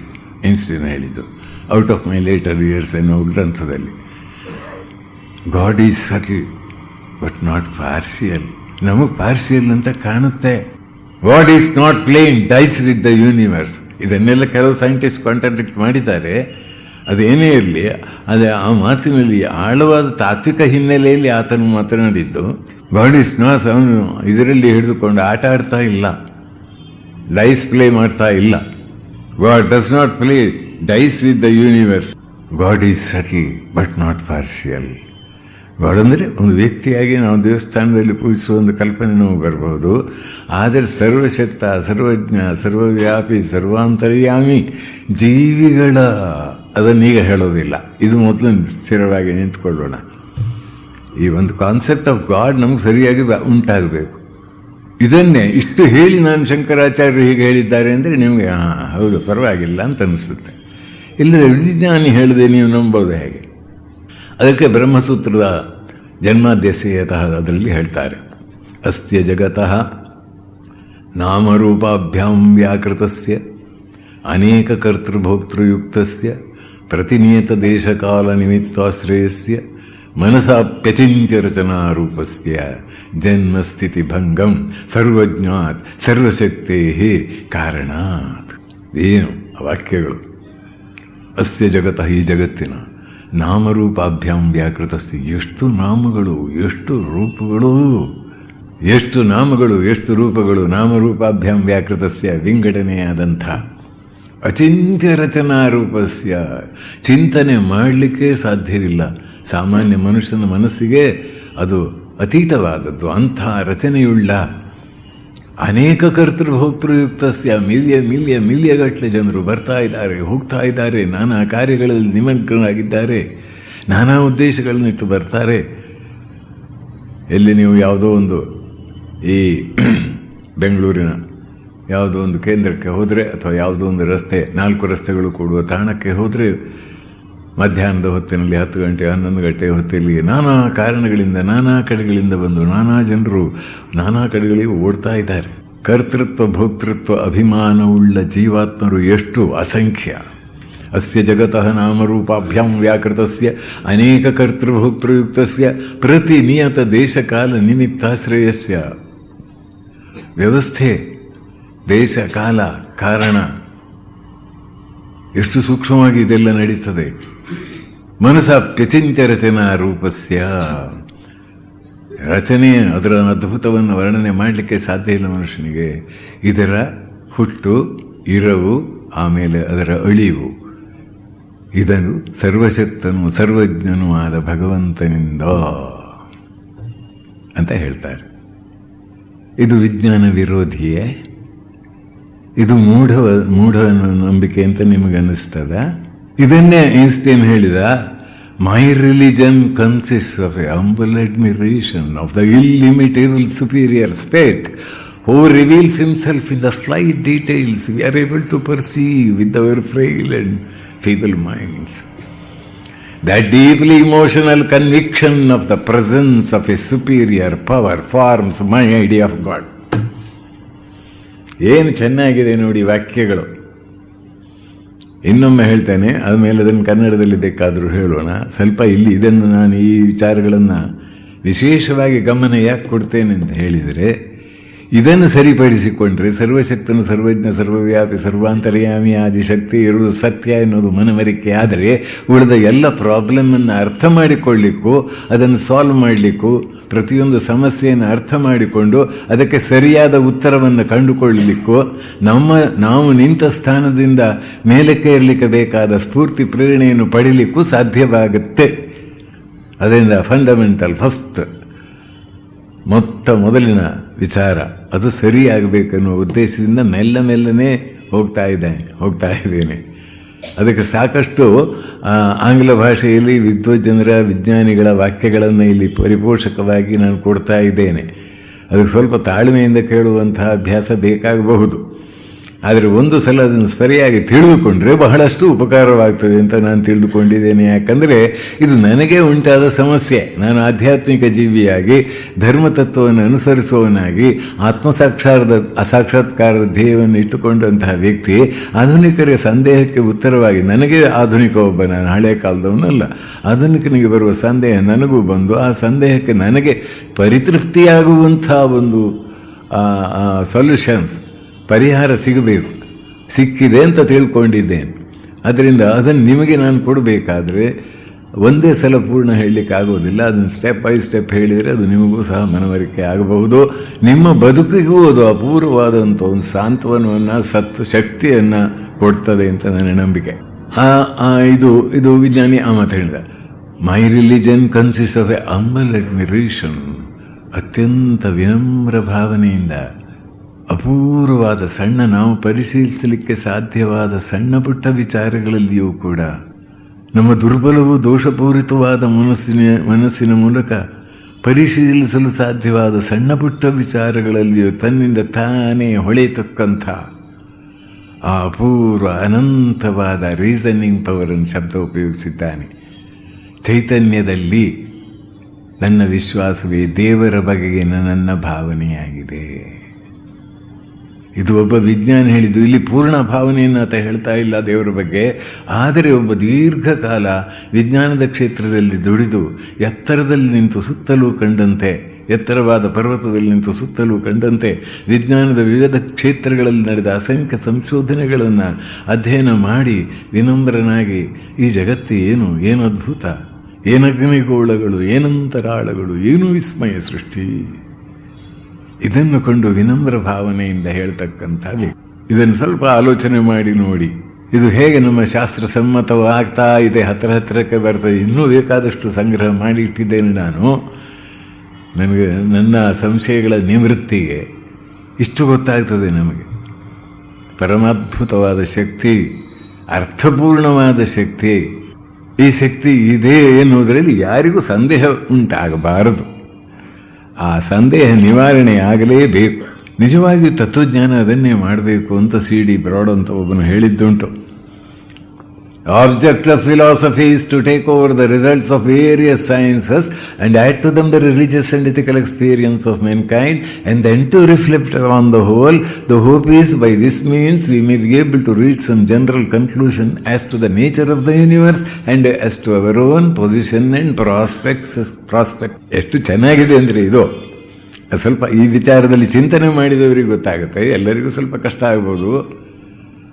ತತ್ವಜ್ಞಾನ ಅಂತ ಹೇಳಿದರೆ, ಆಧುನಿಕ ಜೀವನದಲ್ಲಿ ತತ್ವಜ್ಞಾನ ಅಂತ ಹೇಳಿದರೆ ವಿಜ್ಞಾನದ ವಿವಿಧ ಶಾಖೆಗಳಲ್ಲಿ ನಡೆದ ಅಧ್ಯಯನವನ್ನು ಚೆನ್ನಾಗಿ ಮಾಡಿ ಅವುಗಳ ಕನ್ಕ್ಲೂಷನ್ ಅಂದರೆ ಫಲಿತವನ್ನು ಸ್ಪಷ್ಟವಾಗಿ ಅಧ್ಯಯನ ಮಾಡಿ ಅವುಗಳೊಳಗಿನ ಸಂಬಂಧವನ್ನು ಚೆನ್ನಾಗಿ ತಿಳಿದು ಅದರ ಜೊತೆಗೆ ಮನುಷ್ಯರ ಬದುಕಿನಲ್ಲಿ ನಾವು ಇತಿಹಾಸದಲ್ಲಿ ಕಂಡಂಥ ಆಧ್ಯಾತ್ಮಿಕ ಜೀವಿಗಳ, ನೈತಿಕ ಸಮುನ್ನತಿಯನ್ನು ಪಡೆದಂಥ ಜೀವಿಗಳ ಅವರ ಅನುಭವಗಳನ್ನು ಸಂಗ್ರಹಿಸಿ ಒಟ್ಟುಗೂಡಿಸಿ ಮನುಷ್ಯನ ಬದುಕಿನ ಅರ್ಥ ಏನು ಅಂತ ತಿಳಿಸಿಕೊಡುವ ವಿಜ್ಞಾನ ನಮಗೆ ಬೇಕು. ಆ ದೃಷ್ಟಿಯಿಂದ ಅದಕ್ಕೆ ಸರಿಸಮಾನವಾದಂಥ ತತ್ವಜ್ಞಾನ ಭಾರತ ದೇಶದಲ್ಲಿ ಅತ್ಯಂತ ಪ್ರಾಚೀನ ಕಾಲದಲ್ಲಿ ನಡೆದಿದೆ. ವೈಜ್ಞಾನಿಕರು ಅಧ್ಯಯನ ಮಾಡಿ ಬಿಡಿ ಬಿಡಿಯಾಗಿ ಜಗತ್ತನ್ನು ತಿಳಿದುಕೊಂಡಂತೆ ಅವರು ತಿಳಿದುಕೊಂಡದ್ದಲ್ಲ, ಆದರೆ ಅನುಭೂತಿಯಿಂದ ತಿಳಿದುಕೊಂಡದ್ದು. ಇದೊಂದು ವಿಚಿತ್ರ ಏನಂತ ಹೇಳಿದರೆ, ಕೆಲವು ವರ್ಷಗಳ ಹಿಂದೆ ಒಂದು ಮ್ಯಾಗಝಿನ್ನಲ್ಲಿ, ಟ್ರಾನ್ಸ್ಪರ್ಸನಲ್ ಸೈಕಾಲಜಿಯ ಮ್ಯಾಗಝಿನ್ನಲ್ಲಿ ಒಂದು ಆರ್ಟಿಕಲ್ ಬಂದಿತ್ತು. ಅದರಲ್ಲಿ ಹೆಸರನ್ನು ಹಾಕದೆ ಎರಡೂ ಕಡೆ ಒಂದು ವಿಜ್ಞಾನಿಗಳ ಅಭಿಪ್ರಾಯ, ಇನ್ನೊಂದು ಸಂತ ಮಹಾತ್ಮರ ಅನುಭಾವಿಗಳ ಅಭಿಪ್ರಾಯವನ್ನು ಹಾಕಿತ್ತು. ಅದನ್ನೆರಡನ್ನು ತುಲನಾತ್ಮಕವಾಗಿ ಅಧ್ಯಯನ ಮಾಡಿದರೆ ವ್ಯತ್ಯಾಸ ಕಾಣುವುದಿಲ್ಲ. ಆದರೆ ಅಡಿ ಟಿಪ್ಪಣಿಯಲ್ಲಿ ಅವರ ಹೆಸರು ಬರೆದಿದೆ. ಒಂದು ಕಡೆಯಲ್ಲಿ ವಿಜ್ಞಾನಿಗಳ ಹೆಸರಿದೆ, ಇನ್ನೊಂದು ಕಡೆಯಲ್ಲಿ ತತ್ವಜ್ಞಾನಿಗಳ ಹೆಸರಿದೆ. ವಿಚಾರದಲ್ಲಿ ಅಷ್ಟು ಸಾಮ್ಯ ಕಾಣ್ತದೆ. ಇದು ಭಾರತೀಯರಿಗೆ ಹೆಮ್ಮೆಯ ವಿಚಾರ. ಆದರೆ ಇದನ್ನು ಭಾರತೀಯರೇ ಮರೆತು ಮಲಗಿದ್ದಾರೆ. ಯಾಕಂದರೆ ಇವರಿಗೆ ವಿದೇಶದವರ ಭಾವನೆಗಳನ್ನು ಅನುಕರಣೆ ಮಾಡುವುದೇ ಗುಲಾಮಗಿರಿಯ ಸಂಕೇತ. ಅದು ಸ್ವತಂತ್ರವಾಗಿ ವಿಚಾರ ಮಾಡುವ ಶಕ್ತಿ ಇಲ್ಲದೆ ಇನ್ನೊಬ್ಬರನ್ನು ಅನುಕರಣೆ ಮಾಡಿಕೊಂಡು ಬುದ್ಧಿವಂತ ಅಂತ ತೋರಿಸಿಕೊಳ್ಳುವ ಪ್ರಯತ್ನ ಮಾಡುವುದು, ಅದನ್ನೇ ಹೆಚ್ಚಿನವರು ಅನುಸರಿಸ್ತಾರೆ. ನಮ್ಮ ಧಾರ್ಮಿಕ ಮುಖಂಡರೆನಿಸುವರು ಇದನ್ನು ಸರಿಯಾಗಿ ತಿಳಿದುಕೊಂಡು ಜನಮಾನಸಕ್ಕೆ ಮುಟ್ಟಿಸಿದರೆ ಅಪೂರ್ವ ಒಂದು ಉಪಕಾರ ಆಗುತ್ತೆ. ಅದು ಮಾಡಲಿಕ್ಕೆ ಕಷ್ಟ ಆಗ್ತಾ ಇದೆ. ಆದರೆ ವಿಚಾರವಂತರಿಗೆ ಇದು ಉತ್ತಮವಾದಂಥ ಆಹಾರ. ಹೀಗೆ ಇದ್ದರೆ ಇಷ್ಟು ಅದ್ಭುತವಾದಂತಹ ಶಕ್ತಿ ಅಥವಾ ಸರ್ವಶಕ್ತನಾದ ಭಗವಂತನು ಇದ್ದಾನೆ ಎನ್ನುವುದು ಗೊತ್ತಾದರೆ ಮನುಷ್ಯ ಜೀವನದ ಕಷ್ಟ ಕಂಟಕಗಳಿಗೆ ಅರ್ಥವೇನು ಎನ್ನುವ ಪ್ರಶ್ನೆ ಬರುತ್ತೆ. ಸಾಮಾನ್ಯವಾಗಿ ನಮ್ಮಲ್ಲಿ ಎಲ್ಲರೂ ವಿಚಾರವಂತರು, ಎಲ್ಲರೂ ಎಲ್ಲ ಧರ್ಮಗಳಿಗೂ ಹೆಚ್ಚು ಕಡಿಮೆ ಭಗವಂತನ ಮಹಿಮೆಯನ್ನು ಕೊಂಡಾಡ್ತಾರೆ. ಭಗವಂತ ಪರಮ ಕರುಣಾಮಯ ಅಂತ ಹೇಳ್ತಾರೆ. ಆಮೇಲೆ ಆತನ ಕರುಣೆಗೆ ಎಲ್ಲೇ ಇಲ್ಲ ಅಂತ ಹೇಳ್ತಾರೆ. ಆತನು ಅತ್ಯಂತ ನ್ಯಾಯಪರ ನಿಷ್ಠುರ ಅಂತೂ ಹೇಳ್ತಾರೆ. ಭಕ್ತನ ಕರೆಗೆ ಹೂಗೊಡ್ತಾನೆ ಭಗವಂತ ಅಂತ ಹೇಳ್ತಾರೆ. ಆತನ ಜಗತ್ತಿನಲ್ಲಿ ಕೆಲವು ಕಂಡುಬರುವ ವಿಚಿತ್ರಗಳನ್ನು ಕಂಡ್ರೆ ಎಂಥ ಮನುಷ್ಯ ನೀವು, ಎಂಥ ಶ್ರದ್ಧಾವಂತ ನೀವು, ಮನಸ್ಸಿನಲ್ಲಿ ಬೇಸರ ಉಂಟಾಗುತ್ತೆ. ಕೆಲವು ಸಲ ನಂಬಿಕೆ ಹಾರಿ ಹೋಗ್ತದೆ. ಎಂಥ ಶ್ರದ್ಧಾವಂತನಾದವನಿಗೂ ಕೂಡ ನಂಬಿಕೆ ಹಾರಿ ಹೋಗ್ತದೆ. ಪ್ರಾರ್ಥನೆಯಿಂದ ಪರಿವರ್ತನೆಯಾದಂಥ ನೂರಾರು ಘಟನೆಗಳನ್ನು ಕೇಳಿದರೂ ಕೂಡ ಪ್ರಾರ್ಥನೆಯಿಂದ ಏನೂ ಪರಿವರ್ತನೆಯಾಗದಂತಹ ಘಟನೆಗಳನ್ನು ಕೇಳಿ ಇದ್ದ ನಂಬಿಕೆಯೂ ಹೊರಟು ಹೋಗುವ ಸಂಭವವೂ ಇಲ್ಲದಿಲ್ಲ. ಆ ಪರಮ ಕಾರುಣಿಕನ ಜಗತ್ತಿನಲ್ಲಿ ಯಾಕೆ ಕೆಲವರಿಗೆ ಮುಟ್ಟಿದ್ದೆಲ್ಲ ಚಿನ್ನ, ಕೆಲವರಿಗೆ ಮುಟ್ಟಿದ್ದೆಲ್ಲ ಮಣ್ಣು ಇದ್ದಲಾಗ್ತದಲ್ಲ? ಕೆಲವರಿಗೆ ಕೈ ಇಲ್ಲ, ಕೆಲವರಿಗೆ ಕಾಲಿಲ್ಲ, ಕೆಲವರಿಗೆ ಬುದ್ಧಿ ಮಾಂದ್ಯ. ನಮ್ಮ ಭಕ್ತರೊಬ್ಬರು ಆ ಹೊಸೂರು ರೋಡ್ನಲ್ಲಿ ಹೋಗ್ತಾ ಇದ್ರು. ದೇವರಲ್ಲಿ ಸ್ಮರಣೆ ಮಾಡಿಕೊಂಡು ಶಾಂತ ವ್ಯಕ್ತಿ. ಮುಂದೆ ಮುಂದೆ ಹೋಗ್ತಾ ಇರುವಾಗ ಅಲ್ಲಿ ಕಾಂಪೌಂಡ್ನಲ್ಲಿ ಒಬ್ಬ ದಡೂತಿ ವ್ಯಕ್ತಿ ಧಡಿಯಾಗಿ ಕೂತಿದ್ದ. ಅವನು ಇವರು ಅಲ್ಲಿಂದ ಬರುವಾಗ ಇವರನ್ನು ಏಕಾಗ್ರ ಚಿತ್ತದಿಂದ ಇವರನ್ನ ಕಡೆಗೆ ನೋಡ್ತಾ ಇದ್ದ. ಅಯ್ಯೋ ರಾಮನೇ, ಇದೆಯಲ್ಲಿ ಬಂತು ಗ್ರಹಚಾರ ಅಂತ ಇವರು ಅವನನ್ನು ನೋಡಿ ಸ್ವಲ್ಪ ದೇವರ ಸ್ಮರಣೆ ಜಾಸ್ತಿ ಮಾಡ್ಕೊಂಡು ಮುಂದಕ್ಕೆ ಹೋದರು. ಆಮೇಲೆ ಇವನು ಅವರು ಎದುರುಗಡೆ ಬರುವಾಗ ಹೀಗೆ ಅವರನ್ನು ದುರ್ಗುಟ್ಟಿಕೊಂಡು ನೋಡಿ ಮೆಲ್ಲ ಕೆಳಗಿಳಿದ. ಕೆಳಗಿಳಿದೇ ಇವರಿಗೆ ಹೃದಯ ಸ್ವಲ್ಪ ಲಬಡಬು ಜಾಸ್ತಿ ಆಯಿತು. ಬೇಗನೆ ಕಾಲು ಹಾಕಲಿಕ್ಕೆ ಶುರು ಮಾಡಿದರು. ಅವನು ಹಿಂದುಗಡೆಯಿಂದ ಇವರನ್ನು ಹಿಂಬಾಲಿಸಿದ. ಇವರು ಮತ್ತೂ ವೇಗವಾಗಿ ಹೋದರು. ಅವನು ವೇಗವಾಗಿ ಬಂದ. ಇವರು ಓಡಲಿಕ್ಕೆ ಪ್ರಾರಂಭ ಮಾಡಿದರು. ಅವನು ಓಡಿದ. ಅವನು ಧಡಿಯನಾದರೂ ಕೂಡ ಜೋರಾಗಿ ಓಡಿ ಬಂದು ಇವರನ್ನು ಮುಟ್ಟಿಬಿಟ್ಟೆ, ನೀವು ಔಟು, ಹೇ ಅಂತ ಹೇಳಿ ವಾಪಸ್ ಹೋದ.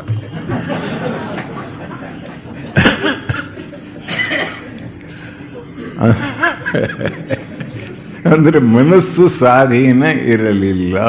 ಅಲ್ಲ, ಮನಸ್ಸು ಬುದ್ಧಿಮಾಂದ್ಯ. ಎಷ್ಟು ಜನ ಎಷ್ಟು ವಿಧದಲ್ಲಿ ಸಫರ್ ಆಗ್ತಾರೆ. ಈ ಪ್ರಶ್ನೆ ಬರ್ತದೆ. ಈ ಪ್ರಶ್ನೆಗೆ ಹೆಚ್ಚಿನವರಿಗೆ ಉತ್ತರ ಕೊಡಲಿಕ್ಕೆ ಸಾಧ್ಯ ಆಗುವುದಿಲ್ಲ. ಯಾಕಂದರೆ ಸಮಗ್ರ ಚಿಂತನೆ ಮಾಡುವ ಸಾಮರ್ಥ್ಯ ಎಲ್ಲರಿಗೂ ಇಲ್ಲ. ಶಾಸ್ತ್ರದಲ್ಲಿ ಹೇಳಿದಂತಹ ವಿಚಾರಗಳನ್ನು ನಂಬಲಿಕ್ಕೆ ಅವೈಜ್ಞಾನಿಕ ವಿಧಾನ ಅಡ್ಡ ಬರ್ತದೆ.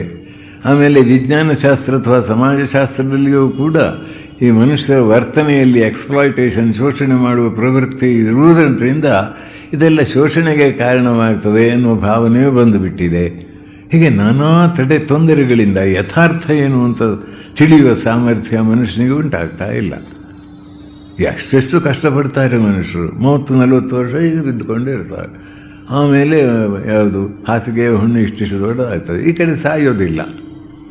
ಆಮೇಲೆ ಅವರನ್ನು ನೋಡಿಕೊಳ್ಳಿಕ್ಕೆ ಯಾರೊಬ್ಬರಿದ್ದಾರೆ, ಚೆನ್ನಾಗೇ ನೋಡ್ಕೋತಾರೆ. ಅಲ್ಲಿ ಒಂದು ವ್ಯವಸ್ಥೆ, ಅಲ್ಲಿ ಒಂದು ಅವ್ಯವಸ್ಥೆ. ಏನು ಹೇಳ್ತೀರಿ ಇದಕ್ಕೆ? ಮನುಷ್ಯ ಕಷ್ಟ ಕಂಠಗಳಿಗೆ ಅಂತ್ಯ ಇಲ್ಲ. ಈ ದೇವರ ರಾಜ್ಯದಲ್ಲಿ ಯಾಕೆ ಹೀಗೆ ಇದೆ? ಈಗ ನಮ್ಮ ಆಧುನಿಕರು ಕೇಳುವ ಪ್ರಶ್ನೆ ಇದೆ, ಟೆರರಿಸ್ಟ್ ಇದ್ದಾರಲ್ಲ ಯಾಕೆ, ಒಬ್ರನ್ನೊಬ್ರು ಕೊಂದುಕೊಳ್ತಾರೆ ಯಾಕೆ, ಹಿಂಸೆ ಯಾಕೆ? ಆಗ ನಾವು ಪ್ರಶ್ನೆ ಕೇಳಬೇಕಾದದ್ದು ಏನಂದರೆ ದೇವರಿದ್ದಾನೆ ಇಲ್ಲ ಅಂತಲ್ಲ, ಇದಕ್ಕೆ ಕಾರಣವೇನು? ಇಷ್ಟು ಅದ್ಭುತವಾದ ಜಗತ್ತನ್ನು ಸೃಷ್ಟಿಸಿದ ಆ ಪರಮಾರ್ಥ ತತ್ವ ಇದ್ದದ್ದು ಅದರಲ್ಲಿ ನಮಗೆ ಸಂದೇಹ ಬರ್ತಾ ಇಲ್ಲ. ಹಾಗಾದರೆ ಮನುಷ್ಯನ ಸುಖ ದುಃಖಗಳಿಗೆ ಕಾರಣ ಏನು ಅಂದರೆ ಮನುಷ್ಯ ಏನು ಅಂತ ವಿಚಾರ ಮಾಡಬೇಕು. ಮನುಷ್ಯ ಏನು? ನಮ್ಮ ಮನುಷ್ಯನ ಬಗ್ಗೆ ಏನು ಗೊತ್ತಿದೆ? ಸ್ಥೂಲವಾದ ಶರೀರವನ್ನು ಕಾಣ್ತೇವೆ ನಾವು. ಮನುಷ್ಯ ಸ್ಥೂಲ ಶರೀರ ಮಾತ್ರವ? ಇವತ್ತು ವಿಜ್ಞಾನ ನಮಗೆ ತಿಳಿಸಿಕೊಡ್ತದೆ ಸೂಕ್ಷ್ಮಾತಿ ಸೂಕ್ಷ್ಮವಾದ ವಿಚಾರಗಳು ಮನುಷ್ಯನಲ್ಲಿದ್ದಷ್ಟು ಬೇರೆ ಯಾರಲ್ಲಿಯೂ ಇಲ್ಲ. ಸಟ್ಲರ್ ಎಸ್ಪೆಕ್ಟ್ಸ್ ಆಫ್ ಶರೀರ ಒಂದು ಕಾಣ್ತದೆ. ಶರೀರದ ಒಳಗಡೆ ಇರ್ತಕ್ಕಂಥ ಮನಸ್ಸಿನ ಸ್ಥಿತಿಗತಿಗಳನ್ನು ಚಿಂತನೆ ಮಾಡಿದಾಗ ಶರೀರ ಎಂತಕ್ಕಂಥ ಯಂತ್ರದ ಸೂಕ್ಷ್ಮಾತಿ ಸೂಕ್ಷ್ಮ ವಿಷಯಗಳನ್ನು ಗಮನಿಸಿದಾಗ ಆಶ್ಚರ್ಯವಾಗ್ತದೆ. ಇಂತಹ ಪರಮಾದ್ಭುತವಾದ ಯಂತ್ರವನ್ನು ನಡೆಸ್ತಕ್ಕಂತಹ ಶಕ್ತಿ ಮನುಷ್ಯನಲ್ಲಿ ಕಂಡು ಬರತಕ್ಕಂತಹ ಶಕ್ತಿ ಇದೆಯಲ್ಲ, ಇದು ಎಷ್ಟು ಅದ್ಭುತವಾದದ್ದು ಎನ್ನುವುದರ ಬಗ್ಗೆ ಸಾಕಷ್ಟು ಸಂಶೋಧನೆಗಳು ಬಂದಿವೆ. ಮನುಷ್ಯ ದೇಹ ಮಾತ್ರ ಅಲ್ಲ, ಹೆಚ್ಚಿನವರು ದೇಹಧಾರಿಯಾಗಿ ಮನುಷ್ಯನನ್ನು ಕಂಡು ದೇಹವೇ ತಾನಂತ ತಿಳಿದುಕೊಂಡು ಈ ಜಗತ್ತಿನಿಂದ ನಿರ್ಗಮಿಸ್ತಾರೆ. ಬಹುಶಃ ಲಕ್ಷ ಲಕ್ಷ ಕೋಟಿ ಕೋಟಿ ಜನರು ಅದೇ ಸ್ಥಿತಿಯಲ್ಲಿದ್ದಾರೆ. ಒಂದು ಹೆಜ್ಜೆ ಅವರಿಗೆ ಮುಂದೆ ಬರಲಿಕ್ಕೆ ಸಾಧ್ಯ ಆಗ್ತಾ ಇಲ್ಲ. ದೇಹ ಸತ್ತೋದಕೊಳ್ಳೆ ಅಯ್ಯೋ ಹೋದ್ರೆ ಅಂತ ಒಂದು ಸ್ವಲ್ಪ ಕಣ್ಣೀರು ಹಾಕ್ತಾನೆ. ಬೇರೆಯವರು ಹೋದಾಗ ಸ್ವಲ್ಪ ಬೋಗಾರದ ದುಃಖ ತೋರಿಸ್ತಾನೆ, ಆಮೇಲೆ ಒಂದು ಸ್ವಲ್ಪ ಸಮಾಧಾನ ಮಾಡಿಕೊಳ್ತಾನೆ. ಎಲ್ಲರೂ ಹೋಗಬೇಕಲ್ಲ, ಒಂದಲ್ಲ ಒಂದು ದಿನ, ಏನು ಮಾಡಲಿಕ್ಕಾಗತ್ತೆ ಅಂತಾನೆ. ತಮಗೆ ಸಾವು ಬಂದಾಗ ಕೈ ಕಾಲು ಬಿಟ್ಟುಕೊಂಡು ಅಸಹಾಯನಾಗಿ ಓಡಾಡ್ತಾ ಹೊರಡ್ತಾನೆ. ಸಾವು ಏನು ಅಂತ ಅರ್ಥ ಮಾಡಿಕೊಂಡು ದೇಹ ಅಂದರೆ ಏನು ಅಂತ ಗೊತ್ತಿದೆಯಾ ನಮಗೆ? ದೇಹ ಸತ್ತು ಹೋದ ಕೂಡಲೇ ಮನುಷ್ಯನಿಗೆ ಏನಾಗ್ತದೆ ಅಂತ ಗೊತ್ತಾ? ಇಷ್ಟು ಹೊತ್ತು ಜೀವಂತವಾಗಿ ನಗುನುಗ್ತಾ ಇದ್ದ ವ್ಯಕ್ತಿ ಹೆವಿ ಮ್ಯಾಸಿವ್ ಹಾರ್ಟ್ ಅಟ್ಯಾಕ್ ಆಗಿ ಅಲ್ಲೇ ಕೊಲ್ಯಾಪ್ಸ್ ಆದರು ಅಂತ ನಾವು ಗೊತ್ತೇವೆ. ಏನಾಯಿತು? ಲೈಫ್ ಅಂದರೆ ಏನು, ಜೀವನ ಅಂದರೆ ಏನು, ದೇಹವೆಂದರೆ ಏನು ನಾವು ತಿಳ್ಕೊಂಡಿವೆ. ದೇಹ ಅಂದರೆ ಅಷ್ಟೇ, ನಾವು ತಾಯಿಯ ಗರ್ಭದಿಂದ ಈ ಜಗತ್ತಿಗೆ ಒಂದು ಸಾಯುವರೆಗಿನ ಮಾಸ್ತ್ರ ಸ್ಥಿತಿಗೆ ಮೊದಲು ಜನನವನರಿಯ ಮರಣದ ಹದನ ಕಡೆಯಲ್ಲಿ ತಿಳಿಯ ಮಧ್ಯದಲ್ಲಿ ನಾನೆರೆ ನಿಪುಣನೆಂಬುದು ಬಳಿಕ ನಗೆಗೇಡು ಅಂತಾರೆ ಕನಕದಾಸರು. ಎಷ್ಟು ಚೆನ್ನಾಗಿ ಹೇಳಿದ್ದಾರೆ ನೋಡಿ. ಮೊದಲು ಜನನವನರಿಯೇ ಮರಣದ ಹದನ ಕಡೆಯಲ್ಲಿ ತಿಳಿಯೇ ಮಧ್ಯದಲ್ಲಿ ನಾನೆರೆ ನಿಪುಣನೆಂಬುದು ಬಳಿಕ ನಗೆಗೇಡು. ಮೊದಲು ಕೊನೆ ಮಧ್ಯ ಬಲ್ಲವ ನೀನು ಮದನ ಜನಕ ನಿನ್ನ ಪದಯುಗವ ಪಿಡಿಯುವೆ. ಅದ್ಭುತವಾಗಿ ಬರೆದಿದ್ದಾರೆ. ಆ ಕನ್ನಡ ಭಾಷೆಯ ಸೌಂದರ್ಯವನ್ನು ನೋಡಿ.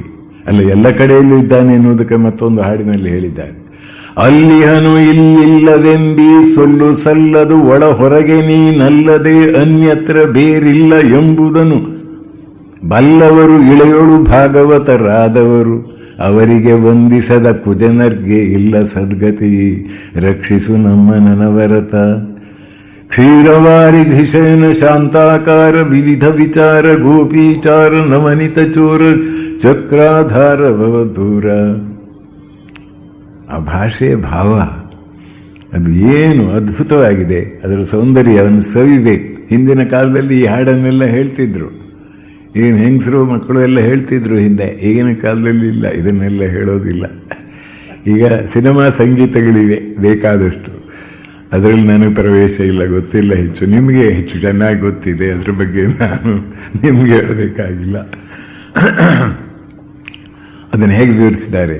ಹೀಗೆ ಮನುಷ್ಯ ತಾನೇನು ಅಂತ ಗೊತ್ತಾದರೆ, ಮನುಷ್ಯನ ನೈಜ ಸ್ವರೂಪ ಗೊತ್ತಾದರೆ, ಆ ಮನುಷ್ಯನ ಜೀವನದಲ್ಲಿ ಕಂಡುಬರುವ ವೈವಿಧ್ಯ ವೈಶಿಷ್ಟ್ಯಕ್ಕೆ ಕಾರಣವನ್ನು ತಿಳಿದುಕೊಂಡಾಗ ಅದನ್ನು ತಿಳಿದುಕೊಳ್ಬೇಕಾ ಅಥವಾ ಅದನ್ನು ತಿಳ್ಕೊಳ್ದೆ ದೇವ್ರು ಯಾಕೆ ನಮಗೆ ಕಷ್ಟ ಕೊಟ್ಟ, ದೇವ್ರು ಯಾಕೆ ನಮಗೆ ಅವನ ಮನಸ್ಸಿಗೆ ಅವನಿಗೆ ಚಂದ ಮಾಡಿದ್ದಾನೆ, ನಮ್ಮನ್ನು ಕುರೂಪಿ ಮಾಡಿದ್ದಾನೆ, ಮತ್ತೊಬ್ಬರನ್ನು ಹಾಗೆ ಮಾಡಿದ್ದಾನೆ, ಇನ್ನೊಬ್ಬರಿಗೆ ಕೈ ಕಾಲಿದ್ದಾಗ ಮಾಡಿದ್ದಾನೆ ಅಂತ ಹೀಗೆ ನಾವು ಹೇಳಿಕೊಂಡು ದೇವರಿಲ್ಲ ಅಂತ ಹೇಳ್ಕೊಂಡ್ರೆ ನಾವು ಬುದ್ಧಿವಂತರಾಗ್ತೀವಿಯೇ? ಎಲ್ಲ ಕಡೆಯಲ್ಲಿ ಇದ್ದು ಎಲ್ಲವನ್ನೂ ನಡೆಸ್ತಕ್ಕಂಥ ಆ ಸರ್ವಶಕ್ತನಾದ ಭಗವಂತನ ರಾಜ್ಯದಲ್ಲಿ ವೈವಿಧ್ಯಕ್ಕೆ ಕಾರಣವೇನು, ಮನುಷ್ಯನ ನಿಜವಾದ ಗುರಿ ಏನು, ನೆಲೆ ಏನು, ಅವನ ಸ್ವಭಾವದ ವೈಚಿತ್ರ್ಯಕ್ಕೆ ಕಾರಣವೇನು ಎಂಬುದನ್ನು ತಿಳಿದುಕೊಳ್ಳಬೇಕು. ಕಾರ್ಯಕಾರಣ ಭಾವ. ವಿಶಾಲವಾದ ವಟವೃಕ್ಷ ಒಂದು ಸೂಕ್ಷ್ಮಾತಿ ಸೂಕ್ಷ್ಮವಾದ ಬೀಜದಿಂದ ಹೊರಹೊಮ್ಮುತ್ತದೆ. ಅದು ನೀರು, ಗಾಳಿ, ಬೆಳಕುಗಳನ್ನು ತಾನು ಸ್ವೀಕರಿಸಿ ಪ್ರಕೃತಿಯಿಂದ ತನ್ನದೇ ಆದ ರೀತಿಯಲ್ಲಿ ತನ್ನ ಸ್ವಭಾವಕ್ಕನುಗುಣವಾಗಿ ಬೆಳೀತದೆ, ಎತ್ತರಕ್ಕೆ ಏರ್ತದೆ, ವಿಶಾಲವಾಗಿ ಹಬ್ಬುತ್ತದೆ. ನಾವು ಬೇವನ್ನು ನಟ್ಟು ಮಾವನ್ನು ಪಡೀಲಿಕ್ಕಾಗುವುದಿಲ್ಲ ಅಂತ ನಮಗೆ ಗೊತ್ತಿದೆ. ಕಾರ್ಯಕಾರಣ, ಕಾರ್ಯಕ್ಕೆ ಮೂಲವಾಗಿ ಕಾರಣ ಇದೆ. ಈ ಕಾರಣವನ್ನು ಅಲ್ಲಗಲಿಯಲಿಕ್ಕೆ ಯಾರಿಗಾದರೂ ಸಾಧ್ಯವಿದೆಯೇ? ಕಾರಣ ಸೂಕ್ಷ್ಮವಾಗಿರ್ತದೆ, ಕಾರ್ಯ ಕಣ್ಣಿಗೆ ಕಾಣಿಸ್ತದೆ. ಈ ಸೂಕ್ಷ್ಮವಾದ ಕಾರಣಗಳಿಂದ ಸ್ಥೂಲವಾದ ಕಾರ್ಯ ಹೊರಹೊಮ್ಮಿದಾಗ ಕಾರ್ಯವನ್ನು ಮಾತ್ರ ನೋಡಿ ನಾವು ನಿರ್ಣಯ ಮಾಡಲಿಕ್ಕಾಗುವುದಿಲ್ಲ. ಕಾರ್ಯದ ಹಿನ್ನೆಲೆಯಲ್ಲಿ ಕಾರಣದ ಸ್ಥಿತಿ ಏನು ಅಂತ ಯೋಚನೆ ಮಾಡಬೇಕಾಗ್ತದೆ. ಹೀಗೆ ಮನುಷ್ಯನ ಬದುಕನ್ನು ಕುರಿತು ಯೋಚನೆ ಮಾಡಿದಾಗ, ಅದನ್ನು ಆಳವಾಗಿ ಅಧ್ಯಯನ ಮಾಡಿದಾಗ, ಇನ್ನೊಬ್ಬರನ್ನು ಬೈಯುವುದಕ್ಕೆ ಮೊದಲು ನಮ್ಮನ್ನು ನಾವೇ ಸ್ವಲ್ಪ ಪರಿಶೀಲಿಸಿಕೊಂಡು ತಪ್ಪು ನನ್ನದೇ ಅಂತ ತಿಳ್ಕೊಳ್ಬೇಕಾಗತ್ತೆ. ಅದು ಗೊತ್ತಾಗುವುದಿಲ್ಲ ಮನುಷ್ಯರಿಗೆ. ಬೈಯುವುದು ಸುಲಭ, ಇನ್ನೊಬ್ಬರ ಮೇಲೆ ಇನ್ನೊಬ್ಬರನ್ನು ತೆಗಳುವುದು, ನಿಂದೆ ಮಾಡುವುದು ಸುಲಭವಾದ್ರಿಂದ ಎಲ್ಲರೂ ಆ ಕಾರ್ಯದಲ್ಲಿ ಮಗ್ನರಾಗಿದ್ದಾರೆ. ಅದರ ವಿಚಾರ ಮೂಡಿದರೆ ತಪ್ಪು ಎಲ್ಲಿದೆ ಅಂತ ತನ್ನನ್ನು ತಾನು ಪರಿಶೀಲಿಸಿಕೊಂಡಾಗ, ಮನುಷ್ಯ ಶರೀರ ಅಲ್ಲ ಅಂತ ಗೊತ್ತಾದಾಗ, ಇದು ಮತ್ತೊಂದು ಒಂದು. ಆ ಕಡೆ ಸರ್ವಶಕ್ತನಾದ ಭಗವಂತ ಇದ್ದಾನೆ, ಕರ್ಮಾಧ್ಯಕ್ಷನಿದ್ದಾನೆ, ವಿಶ್ವಬ್ರಹ್ಮಾಂಡವನ್ನು ಪ್ರತಿಯೊಂದು ಅಣುಕಣು ಅರ್ಥಪೂರ್ಣವಾಗಿ ನಡೆಸುವವನಿದ್ದಾನೆ ಅಂತ ಗೊತ್ತಾದ ಮೇಲೆ ನಮ್ಮ ಸುಖ ದುಃಖಗಳಿಗೆ ಕಾರಣವಾಗಿ ಯಾಕೆ ತೊಂದರೆ ಬರ್ತದೆ ಅಂತ ಯೋಚನೆ ಮಾಡಿಕೊಂಡಾಗ, ನಮ್ಮನ್ನು ನಾವು ಅಧ್ಯಯನ ಮಾಡಿ ಏನೇನು ನಮ್ಮ ಮನಸ್ಸಿನ ಆಳದಲ್ಲಿ ಹುದುಗಿದೆ, ಮನುಷ್ಯನು ತನ್ನ ಕರ್ತವ್ಯಗಳನ್ನು ಮಾಡುವಾಗ ಯಾವ್ಯಾವ ಪ್ರೇರಣೆಯಿಂದ ಯಾವ್ಯಾವ ವಿಷಯಗಳಲ್ಲಿ ಆಸಕ್ತನಾಗಿ ಏನೇನನ್ನೆಲ್ಲ ಮಾಡಲಿಕ್ಕೆ ಹೋಗ್ತಾನೆ, ಇದನ್ನು ಯೋಚನೆ ಮಾಡಬೇಕಾಗ್ತದೆ. ಮನುಷ್ಯ ದೇಹ ಅಲ್ಲ ಅಂತ ಹಿಂದಿನವರು ಹೇಳಿದರು. 5,000 ವರ್ಷಗಳ ಹಿಂದೆ ಭಗವಂತನಾದ ಶ್ರೀಕೃಷ್ಣ ಅರ್ಜುನನ ಮಹಾಮೋಹವನ್ನು ದೂರ ಮಾಡುವುದಕ್ಕಾಗಿ ಕುರುಕ್ಷೇತ್ರದ ರಣಾಂಗಣದಲ್ಲಿ ಹೇಳಿದ, ವಾಸಾಂಸಿ ಜೀರ್ಣಾನಿ ಯಥಾ ವಿಹಾಯ ನವಾನಿ ಗೃಹ್ಣಾತಿ ನರೋಪರಾಣಿ ತಥಾ ಶರೀರಾಣಿ ವಿಹಾಯ ಜೀರ್ಣಾನ್ಯನ್ಯಾನಿ ಸಂಯಾತಿ ನವಾನಿ ದೇಹಿ ಅಂತ. ಹಳೆ ಬಟ್ಟೆಯನ್ನು ಎಸೆದ ಹಾಗೆ ಮನುಷ್ಯ ಎಸಿತಾನೆ, ಬಟ್ಟೆಯನ್ನು ಎಸೆದ ಹಾಗೆ ಎಸಿತಾನೆ, ಹೊಸ ಬಟ್ಟೆಯನ್ನು ಸ್ವೀಕರಿಸ್ತಾನೆ. ಹಾಗೆ ದೇಹಧಾರಿಯಾದ ವ್ಯಕ್ತಿ ಆ ದೇಹವು ದುಸ್ಥಿತಿಗೆ ಬಂದರೆ ಅಥವಾ ಸರಿಯಾದ ರೀತಿಯಲ್ಲಿ ತನ್ನ ಕರ್ತವ್ಯಗಳನ್ನು ಮಾಡಲಿಕ್ಕೆ ಅದಕ್ಕಾಗದೇ ಇದ್ದರೆ ಅದನ್ನು ಎಸೆದು ಮತ್ತೊಂದು ಹೊಸ ಬಟ್ಟೆಯನ್ನು ಧರಿಸಿದಂತೆ ಮತ್ತೊಂದು ದೇಹವನ್ನು ಧರಿಸ್ತದೆ ಅಂತ. ಇದು ಮೂಢನಂಬಿಕೆ ಅಂತ ನಾವು ಹೇಳಬೇಕು. ಯಾಕಂದರೆ ವಿದೇಶದಲ್ಲಿ ಅದನ್ನು ಇನ್ನೂ ಒಪ್ಪಿಲ್ಲ. ಆದರೆ ಒಪ್ಪಿದ್ದಾರೆ, ಆದರೆ ನಿಮಗೆ ಗೊತ್ತಿಲ್ಲ ಅಷ್ಟೇ. ಅದಕ್ಕೆ ಸಂಬಂಧಪಟ್ಟ ವಿಚಾರಗಳನ್ನು ನಾನು 30-40 ವರ್ಷಗಳಿಂದ ಸಂಗ್ರಹ ಮಾಡಿ ಅದರ ಸತ್ಯಾಸತ್ಯತೆಯ ಬಗ್ಗೆ ವಿಮರ್ಶೆ ಮಾಡಲಿಕ್ಕೆ ಪ್ರಯತ್ನ ಮಾಡಿದ್ದೇನೆ. ಅದರಿಂದ ನನಗಿಲ್ಲಿ ಮಾತಾಡುವಾಗ ಸಂಕೋಚ ಎನಿಸುವುದಿಲ್ಲ. ಸೈಕಾಲಜಿಸ್ಟು ಏನು ಹೇಳ್ತಾರೆ, ಶಸ್ತ್ರಚಿಕಿತ್ಸಜ್ಞರು ಏನು ಹೇಳ್ತಾರೆ, ಅಂದರೆ ಟ್ರಾನ್ಸ್ಪರ್ಸನಲ್ ಸೈಕಾಲಜಿಯವರೇನು ಹೇಳ್ತಾರೆ, ಡೆಪ್ ಸೈಕಾಲಜಿಯವರೇನು ಹೇಳ್ತಾರೆ, ಯೋಗಿಗಳು ಏನು ಹೇಳ್ತಾರೆ, ಆಧ್ಯಾತ್ಮಿಕ ಅನುಭವ ಸಂಪನ್ನರು ಏನು ಹೇಳ್ತಾರೆ ಎಂಬುದನ್ನು ಆಲೋಚನೆ ಮಾಡಿದಾಗ ಭಗವದ್ಗೀತೆಯಲ್ಲಿ ಉಕ್ತವಾದದ್ದು ಭಗವಂತನ ವಾಣಿ ಸತ್ಯ ಎನ್ನುವುದು ಮನವರಿಕೆಯಾಗ್ತದೆ. ಅಲ್ಲಿ ಹಿಡಿಬೇಕೀಗ ನಾವು ಆ ಸೂತ್ರವನ್ನು ಮೊದಲು ಹಿಡ್ಕೊಳ್ಬೇಕು. ನಾವು ದೇಹ ಮಾತ್ರವಲ್ಲ. ಶ್ರೀರಾಮಕೃಷ್ಣರ ಜೀವನದಲ್ಲಿ ಈ ಘಟನೆ ನಡೆದಿದೆ. ಅವರ ಅಣ್ಣನ ಮಗ ರಾಮಕುಮಾರ ಮಗ ಅಕ್ಷಯ ಕುಮಾರ ಇದ್ದ. ಆತನಿಗೆ ವಯಸ್ಸು 23, ಮದುವೆಯಾಗಿತ್ತು, ಒಂದು ಮಗು ಇತ್ತು. ಆ ಕಾಲದಲ್ಲಿ ಸನ್ನಿಪಾತ ಜ್ವರ ಬಂತು. ಹುಡುಗನಿಗೆ ಎಲ್ಲ ರೀತಿಯ ಔಷಧಗಳನ್ನು ಕೊಟ್ಟು ಸರಿಯಾಗಿ ಸೇವೆ ಮಾಡಿಯಪ್ಪ ಅಂತ ಪರಮಹಂಸರು ಹೇಳ್ತಾರೆ. ಮಾಡಿದರು. ಅವನ ಬದುಕುವ ಲಕ್ಷಣ ಕಾಣುವುದಿಲ್ಲ ಅಂತ ಹೇಳಿಬಿಟ್ರು ಪರಮಹಂಸರು. ಆಗ ಹೃದಯ ಸೇವಕ ಹೇಳ್ತಾನೆ, ಯಾಕೆ ಮಾವ ನೀವು ಹೀಗೆ ಹೇಳಿದಿರಿ, ಅವನಿನ್ನೂ ಯುವಕ, ಅವನು ಹೊರಟು ಹೋಗ್ತಾನೆ ಅಂತ ಹೇಳುವುದನ್ನು ನೀವು ಸೂಚ್ಯವಾಗಿ ಹೇಳಿದ ಹಾಗಿದೆ. ನಾನೇನು ಮಾಡಲಿ, ಮಾತೆ ನನಗೆ ಹಾಗೆ ತಿಳಿಸಿದ್ದಾಳೆ ಎಂದರು. ಕೊನೆಗಾಲ ಬಂತು. ಶ್ವಾಸ ಪ್ರಶ್ವಾಸ ಜೋರಾಗಿ ಹೋಗ್ತಾ ಇದೆ. ಇನ್ನು ಹೆಚ್ಚು ಕಾಲ ಬದುಕೋದಿಲ್ಲ ಅಂತ ಗೊತ್ತಾದ ಕೂಡಲೇ ಇವನಿಗೆ ಕರೆ ಹೋಯಿತು ಪರಮಹಂಸರಿಗೆ. ಬಂದು ನೋಡ್ತಾರೆ. ನೋಡಿ ಹೇಳ್ತಾ ಇದ್ದಾರೆ, ದೇವರ ನಾಮವನ್ನು ಹೇಳು ಮಗು ಅಂತ ಹೇಳಿದ. 3 ಬಾರಿ ಹೇಳಿ ಅವನ ಪ್ರಾಣ ಪಕ್ಷಿ ಆ ದೇಹ ಪಂಜರವನ್ನು ಬಿಟ್ಟು ಮೇಲಕ್ಕೇರಿತು. ಎಲ್ಲರೂ ಗೋಳು ಅಂತ ಹೇಳ್ತಾ ಇದ್ದಾರೆ. ಪರಮಹಂಸರು ಗಟ್ಟಿಯಾಗಿ ನಕ್ಬಿಟ್ರು. ಯಾಕೆ ಮಾವ, ಯಾರ ಹೆಗಲ ಮೇಲೆ ನಾವು ಹೋಗಬೇಕು, ಅವನೇ ಅಲ್ಲಿ ಬಿದ್ದುಬಿಟ್ಟಿದ್ದಾನೆ. ನೀವು ನಗುತ್ತೀರಿ, ನನಗೆ ಅರ್ಥ ಆಗೋದಿಲ್ಲ ಅಂದಾಗ ಹೇಳಿದ್ರಂತೆ, ಮನುಷ್ಯರಿಗೆ ಗೊತ್ತಾಗ್ತಾ ಇಲ್ಲಲ್ಲ, ಮನುಷ್ಯರಿಗೆ ಗೊತ್ತಾಗ್ತಾ ಇಲ್ಲಲ್ಲ, ಅವ್ರ ಶರೀರ ಅಂತ ತಿಳ್ಕೊಂಡಿದ್ದೆ ಅದಲ್ಲ. ನಾನು ನೋಡ್ತೇನೆ, ಖಡ್ಗದಿಂದ ಒರೆಯನ್ನು ತೆಗೆದರೆ ಆ ಒರೆಗೆ ಏನೂ ಆಗಲಿಲ್ಲ, ಖಡ್ಗದ ಒರೆ ಮಾತ್ರ ಅಲ್ಲಿ ಬಿದ್ದುಕೊಂಡಿದೆ, ಖಡ್ಗಕ್ಕೆ ಏನೂ ಆಗಲಿಲ್ಲ. ಅದೇ ರೀತಿಯಲ್ಲಿ ಪಂಚಜ್ಞಾನೇಂದ್ರಿಯ, ಪಂಚಕರ್ಮೇಂದ್ರಿಯ, ಪಂಚಪ್ರಾಣ, ಮನ, ಬುದ್ಧಿ, ಚಿತ್ತ, ಅಹಂಕಾರ, ಅಸಂಖ್ಯ ಸಂಸ್ಕಾರಗಳನ್ನು ಸಂಗ್ರಹಿಸಿದ್ದು ಎಲ್ಲ ಇಟ್ಕೊಂಡು ಜೀವಾತ್ಮ ಹೋಗ್ತಾ ಇದ್ದಾನೆ ಅಲ್ಲಿ. ಇದು ಜನರಿಗೆ ತಿಳಿಯೋದಲ್ಲ. ಅದರಿಂದ ಸತ್ತ ಹೋದ ಅಂದರೆ ಸತ್ತೋದಂತ ಸರ್ವನಾಶ ಆಯ್ತಂತೆ ತಿಳ್ಕೊಂಡು ಬಿಡ್ತಾರಲ್ಲ. ಸತ್ತು ಹೋದ, ಎತ್ತ ಹೋದ ಅಂತ ಪ್ರಶ್ನೆ ಅದರಲ್ಲಿ ಎಡಕವಾಗಿದೆ. ಸತ್ತು ಹೋದನ ಹೌದು, ಎಲ್ಲಿಗೆ? ಸತ್ತು ಹೋದರು ಅಷ್ಟೇ. ಇದು ಜನ ತಿಳ್ಕೊಳ್ಳೋದಿಲ್ಲಲ್ಲ ಅಂತ ಹೇಳ್ತಾರೆ. ಆಮೇಲೆ ಹೇಳ್ತಾರೆ, ಮಾರನೇ ದಿನ ನನಗೆ ಅವನ ಕ್ರಿಮೇಷನ್ ಮಾಡಿದ್ದು ಸ್ಮಶಾನದಲ್ಲಿ ಸುಟ್ಟ ಜಾಗವನ್ನು ನೋಡಿ ಹೊಟ್ಟೆಯಲ್ಲಿ ಸಂಕಟ ಆಯಿತು. ನನಗೆ ಭಗವನ್ ನಾಮವನ್ನು ಹೇಳ್ತಾ ಸಮಾಧಿಸ್ಥನಾಗುವ ನನಗೆ ಮನಸ್ಸಿಗೆ ಬೇಜಾರಾದರೆ ಸಂಸಾರಿಗಳಿಗೆ ಎಷ್ಟು ದುಃಖ ಆಗುತ್ತೆ ಅಂತ ಮಾತು ತಿಳಿಸಿಕೊಟ್ಲು ಅಂತ ಹೇಳ್ತಾರೆ. ಅಂದರೆ ದುಃಖ ಆಗುತ್ತೆ, ಎಲ್ಲರಿಗೂ ದುಃಖ ಸ್ವಾಭಾವಿಕ. ಆಪ್ತರಾದವರು ಕಣ್ಣೆದುರೇ ಬಿದ್ದು ಸಾಯುವಾಗ ದುಃಖ ಯಾರಿಗಾಗುವುದಿಲ್ಲ. ಆದರೆ ಆ ದುಃಖವನ್ನು ತಡೆಯುವುದು ಹೇಗೆ? ಮನುಷ್ಯ ದೇಹಕ್ಕೇ ಸೀಮಿತ ಅಂತ ತಿಳ್ಕೊಂಡ್ರೆ ದುಃಖ ಪಡಬೇಕು. ಈ ಊರಿನಲ್ಲಿಲ್ಲ, ಈ ದೇಹದಲ್ಲಿಲ್ಲ, ಅಮೆರಿಕದಲ್ಲಿದ್ದಾನೆ ಅಂದರೆ ನಾವೇನು ಹೆಚ್ಚು ಚಿಂತೆ ಮಾಡೋದಿಲ್ಲ. ಅಲ್ಲಿ ಇದ್ದನೋ ಹೋದನೋ ಗೊತ್ತಿಲ್ಲ. ಕೆಲವು ಸಲ 10 ವರ್ಷಗಳಿಂದ ಪತ್ರವೂ ಬರುವುದಿಲ್ಲ, ಹೋದ ಅಂತೂ ಹೇಳಲಿಕ್ಕಾಗುವುದಿಲ್ಲ. ಇದ್ದಂತ ತಿಳ್ಕೊಂಡು ಅಸುಖವಾಗಿ ನಾವಿರ್ತೇವೆ. ಆದರೆ ಇಲ್ಲಿ ನಮ್ಮ ಸ್ಥೂಲ ದೃಷ್ಟಿಗೆ ಗೋಚರವಾದ ಸೂಕ್ಷ್ಮವಾದಂತಹ ಸಂಗತಿಗಳ ಬಗ್ಗೆ ನಮಗೆ ಅರಿವಿಲ್ಲದೆ ಇದ್ದದರಿಂದ, ಸ್ಥೂಲವಾದ ಶರೀರ ಕಾಣದೇ ಇರುವುದರಿಂದ ನಾವು ಅತ್ಯಂತ ದುಃಖವನ್ನು ವ್ಯಕ್ತಪಡಿಸ್ತೇವೆ. ಇದು ಹಿಂದಿನ ಕಾಲದಲ್ಲಾಯಿತು, ಅದು ಶ್ರೀಕೃಷ್ಣ ಹೇಳಿರ್ಬೋದು, ಅದೆಲ್ಲ ಸರಿ. ಇದು ಆಧುನಿಕ ವಿಜ್ಞಾನದವರು ಹೇಳಬೇಕು ಅಂತ ನೀವು ಕೇಳುವುದರಿಂದ ಮತ್ತೊಂದು ಉದಾಹರಣೆ. ನನ್ನ ಹಿಂದಿನ ಉಪನ್ಯಾಸಗಳಲ್ಲಿ ಬಂದವರಿಗೆ ಕೆಲವರಿಗೆ ಗೊತ್ತಿದೆ.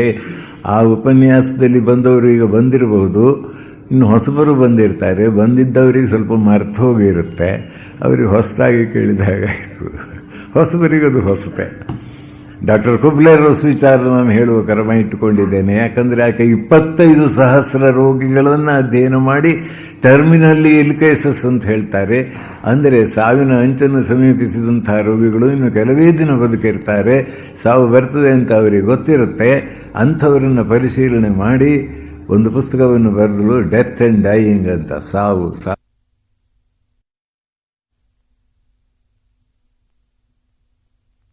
ಮೊದಲು ಯಾರೋ ಗತಿಸಿದಾಗ ಬಂದ್ರ ಅಂತ ಹೊರಟು ಹೋಗು. ಈ ರೀತಿ ಇಂಥ ಘಟನೆಗಳನ್ನು, ಸಹಸ್ರಾರು ಘಟನೆಗಳನ್ನು ಅಧ್ಯಯನ ಮಾಡಿ ಆಕೆ ಹೇಳ್ತಾಳೆ, it is not merely my opinion or faith, without a shade of doubt I know there is life after death ಅಂತ ಹೇಳಿಬಿಡೋದೆ. ಅಂದರೆ ನನ್ನ ನಂಬಿಕೆ ಅಲ್ಲ, ಇಟ್ ಈಸ್ ನಾಟ್ ಮಿಯರ್ಲಿ, ಅಭಿಪ್ರಾಯವೂ ಅಲ್ಲ, it is not merely my opinion or faith without a shade of doubt. ಒಂದು ಎಳ್ಳಷ್ಟು ಕೂಡ ಸಂಶಯವಿಲ್ಲದೆ, ಸಂಶಯದ ನೆರಳೇ ಇಲ್ಲ, ತಿಳಿದುಕೊಂಡಿದ್ದೇನೆ ದೇಹದ ಆಚೆಗೆ ಜೀವನವಿದೆ. ಇದು ವಿಜ್ಞಾನ ಯುಗದಲ್ಲಿ ಹೀಗೆ ಹೇಳಿದ್ದಾರೆ ಅಂತ ಯಾವ ಪತ್ರಿಕೆಯಲ್ಲಿಯೂ ಬರುವುದಿಲ್ಲ. ನಮ್ಮ ದೇಶದಲ್ಲಿ ಬಂದರೆ ತಮಾಷೆ ಮಾಡಿ ಬಡ್ದಾಕಿಬಿಡ್ತಾರೆ. ಮೂಢನಂಬಿಕೆಯನ್ನು ಪ್ರಚಾರ ಮಾಡುತ್ತಿರುವರು ಅಂತ. ನಾಳೆ ನಿಮ್ಮಲ್ಲಿಯೇ ಕೆಲವರು ನನ್ನ ಬಗ್ಗೆ ವಿರೋಧ ಮಾಡುವುದು, ನನಗೆ ಗೊತ್ತಿಲ್ಲ. ಇದು ಮೂಢವಾದ ನಂಬಿಕೆಯೇ, ಮೂಢವಾದ ನಂಬಿಕೆ ಅಂತ ನಾನು ನಿಮ್ಮನ್ನು ಕೇಳು. ಯಾಕೆ ಬದಲಾವಣೆ ಆಗ್ತದೆ? ಎಲ್ಲಿ ವ್ಯಕ್ತಿಯಲ್ಲಿ ಕಂಡುಬರುವ ವೈಶಿಷ್ಟ್ಯಕ್ಕೆ ಕಾರಣ ಏನು? ಅದು ನಡೆದ ಘಟನೆಗಳನ್ನೇ ಸಂಗ್ರಹಿಸಿ ಅಥೆಂಟಿಕ್, ಅದನ್ನೇ ನಾನು ನಿಮಗೆ ಮುಂದೆ ಇಡೋದು. Jean Cardiac, French prodigy, started learning the alphabet when only 3 months old, and before he died at the age of 7 was proficient in French, Latin, English, Greek, Hebrew, and had a good knowledge of arithmetic, history, geography and heraldry. ಅವನಿಗೆಷ್ಟು? started learning alphabet when only 3 months old. ಇದು ಹೇಗೆ ಬರುತ್ತೆ? ಇಲ್ಲಿ ಕೆಲವರು ಮ್ಯೂಸಿಷಿಯನ್ಸಿನ ಹೆಸರನ್ನು ನೀವು ಕೇಳಿದ್ದೀರಿ. ನನಗೆ ಮೈಸೂರು ವಿಶ್ವವಿದ್ಯಾಲಯದಲ್ಲಿ ಪ್ರೊಫೆಸರ್ ಕೃಷ್ಣನ್ ಇದ್ದರು 20 ವರ್ಷಗಳ ಹಿಂದೆ. ಅವರು ಹೇಳಿದ್ದು, ಒಬ್ಬ ಹುಡುಗ 200 ರಾಗಗಳನ್ನು 2 ವರ್ಷಗಳಿರುವಾಗ ಹೇಳ್ತಾ ಇದ್ದ. ಇದು ಇಂಥ ರಾಗ, ಇದು ಹಂಸಧ್ವನಿ, ಇದು ಹಿಂಸೆ ಧ್ವನಿ ಇತ್ಯಾದಿ ಎಲ್ಲ ಹೇಳ್ತಾ ಇದ್ದ. ಎಷ್ಟು ಬುದ್ಧಿವಂತ ಅಂದರೆ, ಹೀಗೆ ಅದು ಹೇಳಬೇಕಾದ್ರೆ ಅನುಭವವಾಗದೆ, ಕಲಿಯದೆ ಯಾವುದಾದ್ರೂ ಒಂದನ್ನು ಗುರುತು ಹಿಡಿಲಿಕ್ಕೆ ಸಾಧ್ಯವೇ? ಕಲಿತದ್ದು ಈಗ 2 ವರ್ಷದ ಮಗು ಯಾವ ಸಂಗೀತಜ್ಞನ ಹತ್ರ ಹೋಗಲಿಲ್ಲ. ಅಲ್ಲಿ ಮೈಕ್ನಲ್ಲಿ ಬರುವಾಗ ಅದು ಹಂಸಧ್ವನಿ ಅಂತ. ಅದು ಹೇಗೆ ಬಂತು ವಿಚಾರ ಮಾಡಿ ನೋಡಿ. ಅನುಭವವಿಲ್ಲದೆ ವಿದ್ಯೆ ಕಲಿಬೇಕಾದ್ರೆ, ಈ ಕಲಿಬೇಕಾದ್ರೆ ಪ್ರಯತ್ನ ಮಾಡಬೇಕು, ಅನುಭವವಾಗಬೇಕು, ಅದು ರಕ್ತಗತವಾಗಬೇಕು. ಈ ದೇಹದಲ್ಲಿ, ಈ ಜೀವನದಲ್ಲಿ ಅದು ರಕ್ತಗತವಾಗಲಿಕ್ಕೆ ಸಾಧ್ಯವಿಲ್ಲ. ಅಂದರೆ ಏನು? ಆ ಮನಸ್ಸಿನಲ್ಲಿ ಆ ಸಂಸ್ಕಾರ ಇದೆ. ಸಂಸ್ಕಾರ ಅಂದರೆ ಏನು? ಅದು ಹಿಂದಿನ ಜೀವನದಲ್ಲಿ ಪ್ರಯತ್ನ ಮಾಡಿತ್ತು ಅಂತ ಅರ್ಥವಾಗುತ್ತಲ್ವೇ? ಇದು ಮೂಢನಂಬಿಕೆ ಆಗ್ತದೆಯೇ? ಹೀಗೆ ವಿಚಾರ ಮಾಡಿ ನೋಡಿದರೆ ಇದು ಒಂದಲ್ಲ, ಇಲ್ಲಿ ಹಲವಾರು ಉದಾಹರಣೆಗಳನ್ನು ಕೊಟ್ಟಿದ್ದಾರೆ. When only 4 could speak German, French, Latin, translated the Greek Bible at the age of 5, was a member of a synod in Berlin at the age of 6, of the Royal Academy of Berlin at 8, and a doctor of philosophy at the age of 14. ಶಂಕರಾಚಾರ್ಯರ ಬಗ್ಗೆ ಹೇಳಿದಲ್ಲಿ ನಾವು ಮೂಢನಂಬಿಕೆ ಅಂತೇವೆ. ಈಗಿನ ಯುಗದಲ್ಲಿ ಸ್ವಾಮಿ ವಿವೇಕಾನಂದರಿಗೂ ಅದ್ಭುತವಾದಂತಹ ಒಂದು ಮೆಮರಿಯು, ಅದ್ಭುತವಾದ ಆ ಶಕ್ತಿ ಇತ್ತು. ಸ್ಮೃತಿ ಶಕ್ತಿ ಅಂತ ಹೇಳ್ತಾರೆ, ಏಕಸಂಧಿಗ್ರಾಹಿತ್ವ ಅಂತ ಹೇಳ್ತಾರೆ. ಒಮ್ಮೆ ಒಂದು ವಿಚಾರವನ್ನು ತಿಳಿದುಕೊಂಡ್ರೆ ಓದಿದರೆ ಅದು ಮರೆಯುವುದೇ ಇಲ್ಲ. ಒಮ್ಮೆ ಅವರಿಗೆ ಅಮೆರಿಕದಲ್ಲಿರುವಾಗ ಚರ್ಚ್ ಹಿಸ್ಟ್ರಿಯ ಬಗ್ಗೆ ಒಬ್ಬ ಪಾದ್ರಿಗಳಿಗೂ ಅವರಿಗೂ ಬಹಳ ವಾಗ್ವಾದವಾಯಿತು. ಕೊನೆಗೆ ಇವರು ತನ್ನ ಅಭಿಪ್ರಾಯವನ್ನು ಬಿಡಲೇ ಇಲ್ಲ, ಇದು ಸತ್ಯ ಬೇಕಾದರೂ ನೋಡಿ ಎಂದರು. ಪಾದ್ರಿ ಅದನ್ನು ಹೋಗಿ ರೆಫರ್ ಮಾಡಿ, ಸ್ವಾಮಿ ವಿವೇಕಾನಂದರು ಹೇಳಿದ ಡೇಟೇ ಕರೆಕ್ಟ್ ಅಂತ ಮಾರನೇ ದಿನ ಬಂದು ಹೇಳಿ ಎಕ್ಸ್ಕ್ಯೂಸ್ ಮೀ ಅಂತ ಹೇಳಿದರು. ಆ ಮನಸ್ಸಿನಲ್ಲಿ ಎಷ್ಟು ಅದ್ಭುತವಾದ ಶಕ್ತಿ ಶ್ರೀ ಶಂಕರಾಚಾರ್ಯರ ವಿಚಾರದಲ್ಲಿಯೂ ನಾವು ಕೇಳ್ತೇವೆ. ಏನು ಶಾಸ್ತ್ರ, ಇಡೀ ಉಪನಿಷತ್ತು ಹೃದಯ, ಆ ಉಪನಿಷತ್ತು ಸಾಗರವನ್ನು ಮಥಿಸಿ ಆ ಶ್ರುತಿ ರಸಿಕರವರು ಅಲ್ಲಿಂದ ಇಲ್ಲಿಂದ ಶ್ರುತಿಯಲ್ಲಿ ಮುಖ್ಯವಾದ ತತ್ವಗಳನ್ನು ತರುವ ವಿಧಾನವನ್ನು ನೋಡಿದಾಗ ನಮಗೆ ಆಶ್ಚರ್ಯವಾಗ್ತದೆ. ಅದು ಬಹಳ ಕಷ್ಟಪಟ್ಟು 50 ವರ್ಷ ಅಧ್ಯಯನ ಮಾಡಿ ಬಂದದ್ದಲ್ಲ. ಆ ಮನಸ್ಸಿಗೆ ಆ ಶಕ್ತಿ, ಅಪೂರ್ವವಾದಂಥ ಮೇಧಾಶಕ್ತಿ, ಇದು ಹೇಗೆ ಬೆಳೀತದೆ? ಹೀಗೆ ಮನುಷ್ಯನಲ್ಲಿ ಅಭಿವ್ಯಕ್ತವಾಗುವ ಗುಣಗಳ ಹಿನ್ನೆಲೆಯಲ್ಲಿ ಆತನ ಪ್ರಯತ್ನ ಇದ್ದರೆ ಮನುಷ್ಯರ ಸುಖ ದುಃಖಕ್ಕೂ ಕೂಡ ಕಾರಣವಾಗಿ ಹಿಂದಿನ ಜೀವನದ ಕರ್ಮಗಳು ಕಾರಣವಾಗಿರುತ್ತದೆ ಅಂತ ಹೇಳಿದರೆ ಅದು ಅಸಂಬದ್ಧವಾಗುತ್ತೆ. ಮೆಲ್ಲ ಇಲ್ಲಿಂದ ಇಲ್ಲಿಗೆ ಹಾರಬೇಕು. ಅದು ಭಗವಂತನ ರಾಜ್ಯದ ನಿಯಮ ಅಂತ ಹೇಳಲಿಕ್ಕೆ ನಮ್ಗೆ ನಾಚಿಕೆ ಪಡಬೇಕಾ? ತಾಂ ಅಗ್ನಿವರ್ಣಾಂ ತಪಸಾ ಜ್ವಲಂತೀಂ ವೈರೋಚನೀಂ ಕರ್ಮ ಫಲೇಷು ಜುಷ್ಟಾಂ ದುರ್ಗಾಂ ದೇವೀಂ ಶರಣಮಹಂ ಪ್ರಪದ್ಯೆ ಸುತರಸಿ ತರಸೇ ನಮಃ ಅಂತ ದುರ್ಗಾ ಸೂಕ್ತದಲ್ಲಿ ಜಗನ್ಮಾತೆಯನ್ನು ಏನು ಹೇಳಿದ್ದಾರೆ? ಈ ಕರ್ಮ ನಿಯಮವನ್ನು ಹಿಡಿದು ಜೀವಗಳಿಗೆ ಅವರವರ ಕರ್ಮಕ್ಕನುಗುಣವಾದ ಫಲವನ್ನು ಕೊಡತಕ್ಕಂಥವಳು. ಈ ನಿಯಮ ಯೂನಿವರ್ಸಲ್.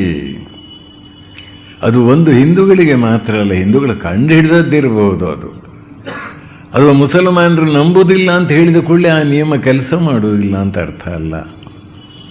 ಕ್ರಿಶ್ಚಿಯನ್ರು ಅದನ್ನು ದ್ವೇಷ ಮಾಡಿ ಅದನ್ನು ತುಚ್ಛ ಅಂತ ಶತಮಾನಗಳ ಕಾಲ ಬೋಧಿಸಿ ಇವತ್ತು ಅಮೆರಿಕದಲ್ಲಿ 72% ಅದನ್ನು ನಂಬುವುದು ಯಾಕೆ ಹೇಳಿ?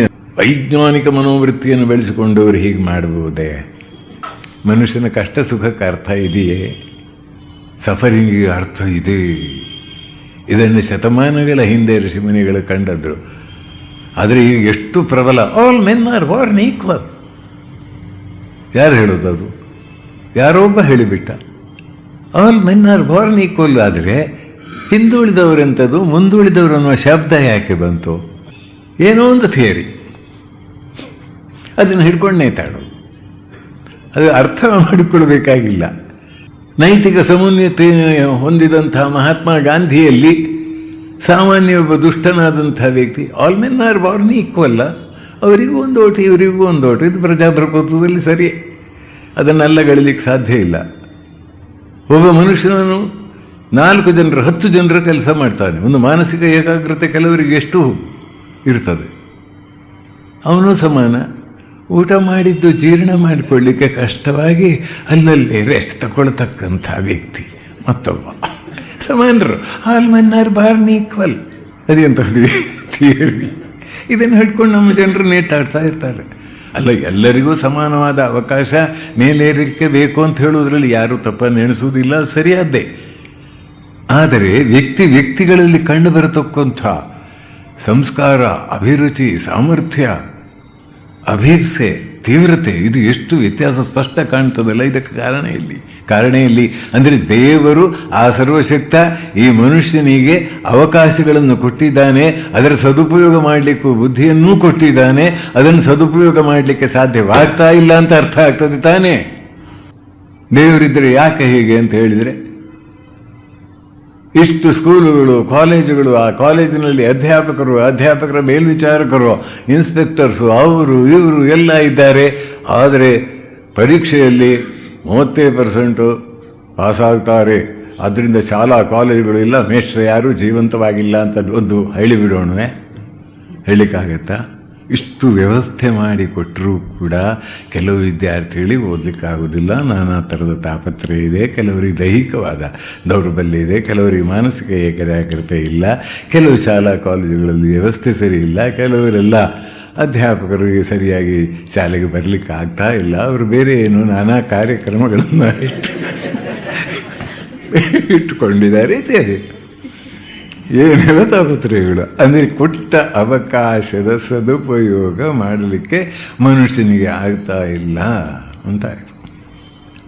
ಅದಕ್ಕಾಗಿ ಅವಕಾಶ ಸದುಪಯೋಗ ಮಾಡಿಕೊಂಡು ಮೇಲಿನ ಮಜಲನ್ನು ತಲುಪುವುದಕ್ಕೆ ಒಂದು ವ್ಯವಸ್ಥೆ ಈ ಜಗತ್ತಿನಲ್ಲಿ ಕಂಡು ಬರುತ್ತದೆ.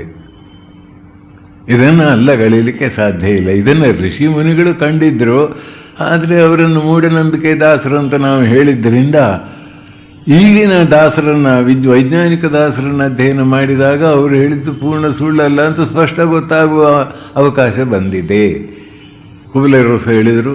ಅದು ಮತ್ತೆ ಇನ್ನೂ ಸಂಶೋಧನೆ ಆಗ್ತಾ ಇದೆ. Part of psyche is beyond time and space and that which is beyond time and space is also beyond causation. ಅಂದರೆ ಮನುಷ್ಯನಲ್ಲಿ ಸಾವಿಲ್ಲದ ನೋವಿಲ್ಲದ ಸತ್ವ ಅಡಗಿದೆ ಅಂತ ಗೊತ್ತಾಗಿದೆ.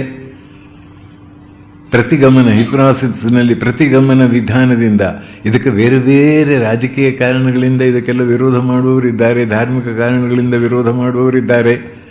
3,000ಕ್ಕಿಂತ ಹೆಚ್ಚಿನ ಕೇಸಸ್ ಅನ್ನು ಸಂಗ್ರಹಿಸಿದ್ದಾನೆ ಅಯಾನ್ ಸ್ಟೀವನ್ಸನ್. ಇಲ್ಲಿ ವರ್ಜೀನಿಯಾ ಬೀಚ್ನಲ್ಲಿ ಇದಕ್ಕೆ ಸಂಬಂಧಪಟ್ಟ ವಿಚಾರಗಳನ್ನೆಲ್ಲ ಮನದಂದುಕೊಂಡಿದ್ದಾನೆ. ಇದು ಸತ್ಯ ಅಂತ ಗೊತ್ತಾಗ್ತದೆ. ದೇಹ ಮಾತ್ರ ಅಲ್ಲ, ನಾವು ದೇಹಧಾರಿಗಳಾಗಿ ಬಂದಿದ್ದೇವೆ. ಒಬ್ಬ ವ್ಯಕ್ತಿ ಬರಿತಾನೆ, ಇದರಲ್ಲಿ ಅಥಾರಿಟಿ ಆದವನು, 3 ತಿಂಗಳುಗಳ ಕಾಲ ದಿವಸಕ್ಕೆ 5 ಬಾರಿ ನಿಮ್ಮ ಮನಸ್ಸಿನಲ್ಲಿ ಎಂತೆಂಥ ಯೋಚನೆಗಳು ಬರುತ್ತಿವೆ ಎಂಬುದನ್ನು ಗಮನಿಸಿದರೆ ನಿಮ್ಮ ಮುಂದಿನ ಜೀವನ ಯಾವ ರೀತಿಯಲ್ಲಿ ರೂಪುಗೊಳ್ಳುತ್ತದೆ ಎಂದು ಹೇಳಬಹುದು, ಭವಿಷ್ಯವಾಣಿ ಹೇಳಬಹುದು. ಅಂದರೆ ಮನುಷ್ಯನ ಬದುಕನ್ನು ನಿರ್ಮಿಸತಕ್ಕಂತಹ ಸೂಕ್ಷ್ಮಾತಿ ಸೂಕ್ಷ್ಮವಾದ ಯೋಚನಾ ತರಂಗಗಳ ಒಂದು ಸ್ವಭಾವ, ಅದರ ಶಕ್ತಿ, ಅದರ ಪರಿಚಯ ನಮಗಾಗುವುದಿಲ್ವೇ? ನಮಗೆಲ್ಲ ಯೋಚನೆ ಬರುತ್ತೆ, ಅದೆಲ್ಲೋ ಸ್ವಲ್ಪ ಹೊತ್ತಿನ ಮೇಲೆ ಎಲ್ಲೋ ಹೋಗಿಬಿಡುತ್ತೆ. ನಾವು ಅದ್ರ ಬಗ್ಗೆ ಚಿಂತನೆ ಮಾಡುವುದಿಲ್ಲ, ಎಲ್ಲಿ ಹೋಗಲಿಲ್ಲ, ಒಳಗಡೆ ಕೂತಿದೆ ಅದು. ನನ್ನ ಉದಾಹರಣೆಯನ್ನೇ ಹೇಳಬಹುದು. ಚಿಕ್ಕ ವಯಸ್ಸಿನಲ್ಲಿ, 2ನೇ ವಯಸ್ಸಿನಲ್ಲಿ ನನ್ನೊಂದು ಹರಿಕತೆ ಕರೆದುಕೊಂಡು ಹೋದ್ರು, ಎತ್ತಿಕೊಂಡು. ಇನ್ನೂ ನೆನಪಿದೆ. ಅಲ್ಲಿ ಹರಿಕತೆ ದಾಸರು ಒಂದು ಜೋಕ್ ಮಾಡಿದ್ರು. ಯಾರೊಬ್ಬ ಉದ್ದ ಗಡ್ಡ ಬಿಟ್ಕೊಂಡಿದ್ದ, ಅದಕ್ಕೆ ಥಟ್ಟನೆ ಒಂದು ಸ್ವಲ್ಪ ಬೆಂಕಿ ಹೊತ್ತಿಕೊಂಡಿತ್ತು. ಅಯ್ಯಯ್ಯೋ ಅಂತ ಅದನ್ನು ನನ್ಸ್ಲಿಕ್ಕೆ ಪ್ರಯತ್ನ ಮಾಡುವಾಗ ಇನ್ನೊಬ್ಬ ಹತ್ತಿರ ಇದ್ದು ಒಂದು ಸ್ವಲ್ಪ ವೆಯ್ಟ್ ಮಾಡಿ ಒಂದು ಬೀಡಿ ಹಚ್ಕೋತೇನೆ ಅಂದ ಅಂತ. ಈ ಹಾಸ್ಯವನ್ನು ಕೇಳಿ ನಾನು ನಕ್ಕ ನೆನಪಾಗ್ತದೆ. ಈಗ ಪ್ರತಿಯೊಂದು ಯೋಚನೆ ಮನಸ್ಸಿನ ಆಳದಲ್ಲಿದೆ ಅಂತ ಗೊತ್ತಾಗಿದೆ. ಇವತ್ತು ಪ್ರತಿಗಮನ, ಏಜ್ ರಿಗ್ರೆಷನ್ ಅಂತ ಆ ಪದ್ಧತಿಯ ಮೂಲಕ ಎಷ್ಟೋ ಜನರ ಮಾನಸಿಕ ವಿಕಾರಗಳನ್ನು ದೂರ ಮಾಡಿದ್ದು ಬೇಕಾದಷ್ಟು ಬಂದಿದೆ. ಗೆನಾ ಸೆರ್ಮಿನಾರ ಬರೆದ ಗ್ರಂಥದಲ್ಲಿ 40 ಹಿಂದಿನ ಜೀವನಗಳನ್ನು ಜ್ವಲಂತವಾಗಿ, ಜೀವಂತವಾಗಿ ಅನುಭವಿಸುವಂತೆ ವ್ಯಕ್ತಪಡಿಸಿದ ರೆಕಾರ್ಡು ಮಾಡಿಟ್ಟಿದ್ದಾರೆ. ಹಾಗಾದರೆ ಒಂದು ನಾನು ಆ ದೇಹದಲ್ಲಿ, ಆ ಊರಿನಲ್ಲಿ, ಇಂಥ ಜಾತಿಯಲ್ಲಿ ಇಂಥವನಾಗಿ ಹುಟ್ಟಿದೆ, ಇಂಥಲ್ಲಿ ಇಂಥವನಾಗಿ ಹುಟ್ಟಿದೆ, ಅಂಥಲ್ಲಿ ಅಂಥವನಾಗಿ ಹುಟ್ಟಿದೆ. ಶರೀರ ಬೇರೆ ಬೇರೆ ದೇಶಗಳಲ್ಲಿ, ಬೇರೆ ಬೇರೆ ಕಾಲಗಳಲ್ಲಿ, ಬೇರೆ ಬೇರೆ ಪರಿಸ್ಥಿತಿಯಲ್ಲಿ ಕಾಣಿಸಿಕೊಂಡ ಜೀವಾತ್ಮ ಮತ್ತೆ ಮತ್ತೆ ಬಂದು ಹೋಗುತ್ತಾನೆ ಎನ್ನುವ ತತ್ವ. ಊರು ತನಗೊಂದಿಲ್ಲ, ಹೊತ್ತ ಶರೀರಗಳಿಗೆ ಮಿತಿಯಿಲ್ಲ, ಸಂಚಾರಿಸದ ತಳವಿಲ್ಲ, ಆಡದ ಭಾಷೆ ಇಲ್ಲ, ಉಣ್ಣದ ಆಹಾರವಿಲ್ಲ, ತನು ಸಂಚಾರ ಈ ಪರಿಯಾಯಿತು, ರಕ್ಷಿಸು ನಮ್ಮ ನನವರ್ತ ಅಂತ ಕನಕದಾಸರು ಹೇಳಿದ ಮಾತು ಎಷ್ಟು ಸತ್ಯ. ಅದರಿಂದ ಸುಖ ದುಃಖಗಳಿಗೆ ಅರ್ಥವಿದೆ. ನೀನು ಮಾಡಿದ್ದನ್ನು ಇನ್ನೊಬ್ಬರಿದ್ರೆ ನಾನೇನು ಮಾಡಲಿಲ್ಲ ಅಂತ ಕೊಚ್ಚಿಕೊಳ್ಳಬಹುದು, ಕೋರ್ಟಿನಲ್ಲಿ ಗೆಲ್ಲಬಹುದು, ಎಲ್ಲ ಮಾಡಬಹುದು. ನೀನು ಮಾಡಿದ್ದಲ್ಲಿ ರೆಕಾರ್ಡ್ ಇದೆಯಲ್ಲ. ಚಿತ್ರಗುಪ್ತನಿದ್ದಾನೆ, ಗುಪ್ತವಾಗಿ ಚಿತ್ರರೂಪದಿಂದ ನೀವು ಮಾಡಿದ ಪ್ರತಿಯೊಂದನ್ನು ಅಲ್ಲಿ ಸಂಗ್ರಹಿಸಿ ಇಟ್ಟಿದ್ದಾನೆ. ಅವನು ಯಮನ ಕರ್ಣಿಕ. ಯಮನ ಕರ್ಣಿಕ ಇದ್ದಾನೋ ಇಲ್ವೋ ಬಿಡಿ, ನಿಮ್ಮ ಮನಸ್ಸಿನ ಅಂತರ್ಯದ ಆಳದಲ್ಲಿರುವ ಚಿತ್ತದಲ್ಲಿರುವ ಒಂದೊಂದು ಯೋಚನೆ, ಒಂದೊಂದು ಅನುಭವವನ್ನು ಕೂಡ ಅಲ್ಲಗಳಿಲಿಕ್ಕೆ ಸಾಧ್ಯ ಇಲ್ಲ. ಹಾಗಿರುವಾಗ ಈ ಸಂಸ್ಕಾರದ ಬಗ್ಗೆ ತಿಳಿದುಕೊಳ್ಳದೆ ಮನುಷ್ಯ ಎಂಥ ಶಿಕ್ಷಣ ಪಡಿತಾನೆ. How wretched is the man with honors crowned, who having not the one thing needful found, dies known to all, himself unknown. ಎಂಥ ಪರಿಸ್ಥಿತಿ. ಅದಕ್ಕೆ ಏನ ಮಹಾಲಿಂಗರಂಗ ಏನ ಕಲಿತರದೇನು ಯತ್ನದಲ್ಲೀನ ಮಾಡಿದೊಡೇನು ಸರ್ವವು ಕಾನನದ ಬೆಳದಿಂಗಳಂದದಿ ವ್ಯರ್ಥವಾಗಿಹುದು ಸ್ವಾನುಭವ ವಿಜ್ಞಾನವಿಲ್ಲದ ಮಾನವನು ಬದುಕಿದ್ದರೇನದು ಶ್ವಾನಸೂಕರರಂತೆ ಹೊಟ್ಟೆಯ ಹೊರೆದುಕೊಂಡಿಹನು. ಸ್ವಲ್ಪ ಬುದ್ಧಿವಂತನಾಗಿ ಹೊಟ್ಟೆ ಹೊರ್ಕೊಳ್ತಾನೆ, ಟೇಬಲ್ ಮೇಲೆ ಇಟ್ಕೊಂಡು ಊಟ ಮಾಡ್ತಾನೆ ಅಷ್ಟೇ. ಪ್ರಾಣಿ ಹಾಗಲ್ಲ. ಅದರಿಂದ ಈ ವಿಚಾರ ತಿಳಿದುಕೊಳ್ಳದೆ ಭಗವಂತನ ಅಲ್ಲಿ ಮೊದಲು ಅದು ಅಕ್ಸೆಪ್ಟೆನ್ಸ್. ನಿಯಮಕ್ಕೆ ನಿಯಮ ಇದೆ, ನಿಯಾಮಕನಿದ್ದಾನೆ, ಪ್ರತಿಯೊಂದಕ್ಕೂ ಕಾರಣ ಇದೆ. ಹಾಗಾದರೆ ಮನುಷ್ಯನ ಜೀವನದಲ್ಲಿ ಕಂಡುಬರುವ ಏರುಪೇರುಗಳಿಗೂ ಕಾರಣವಿದೆ.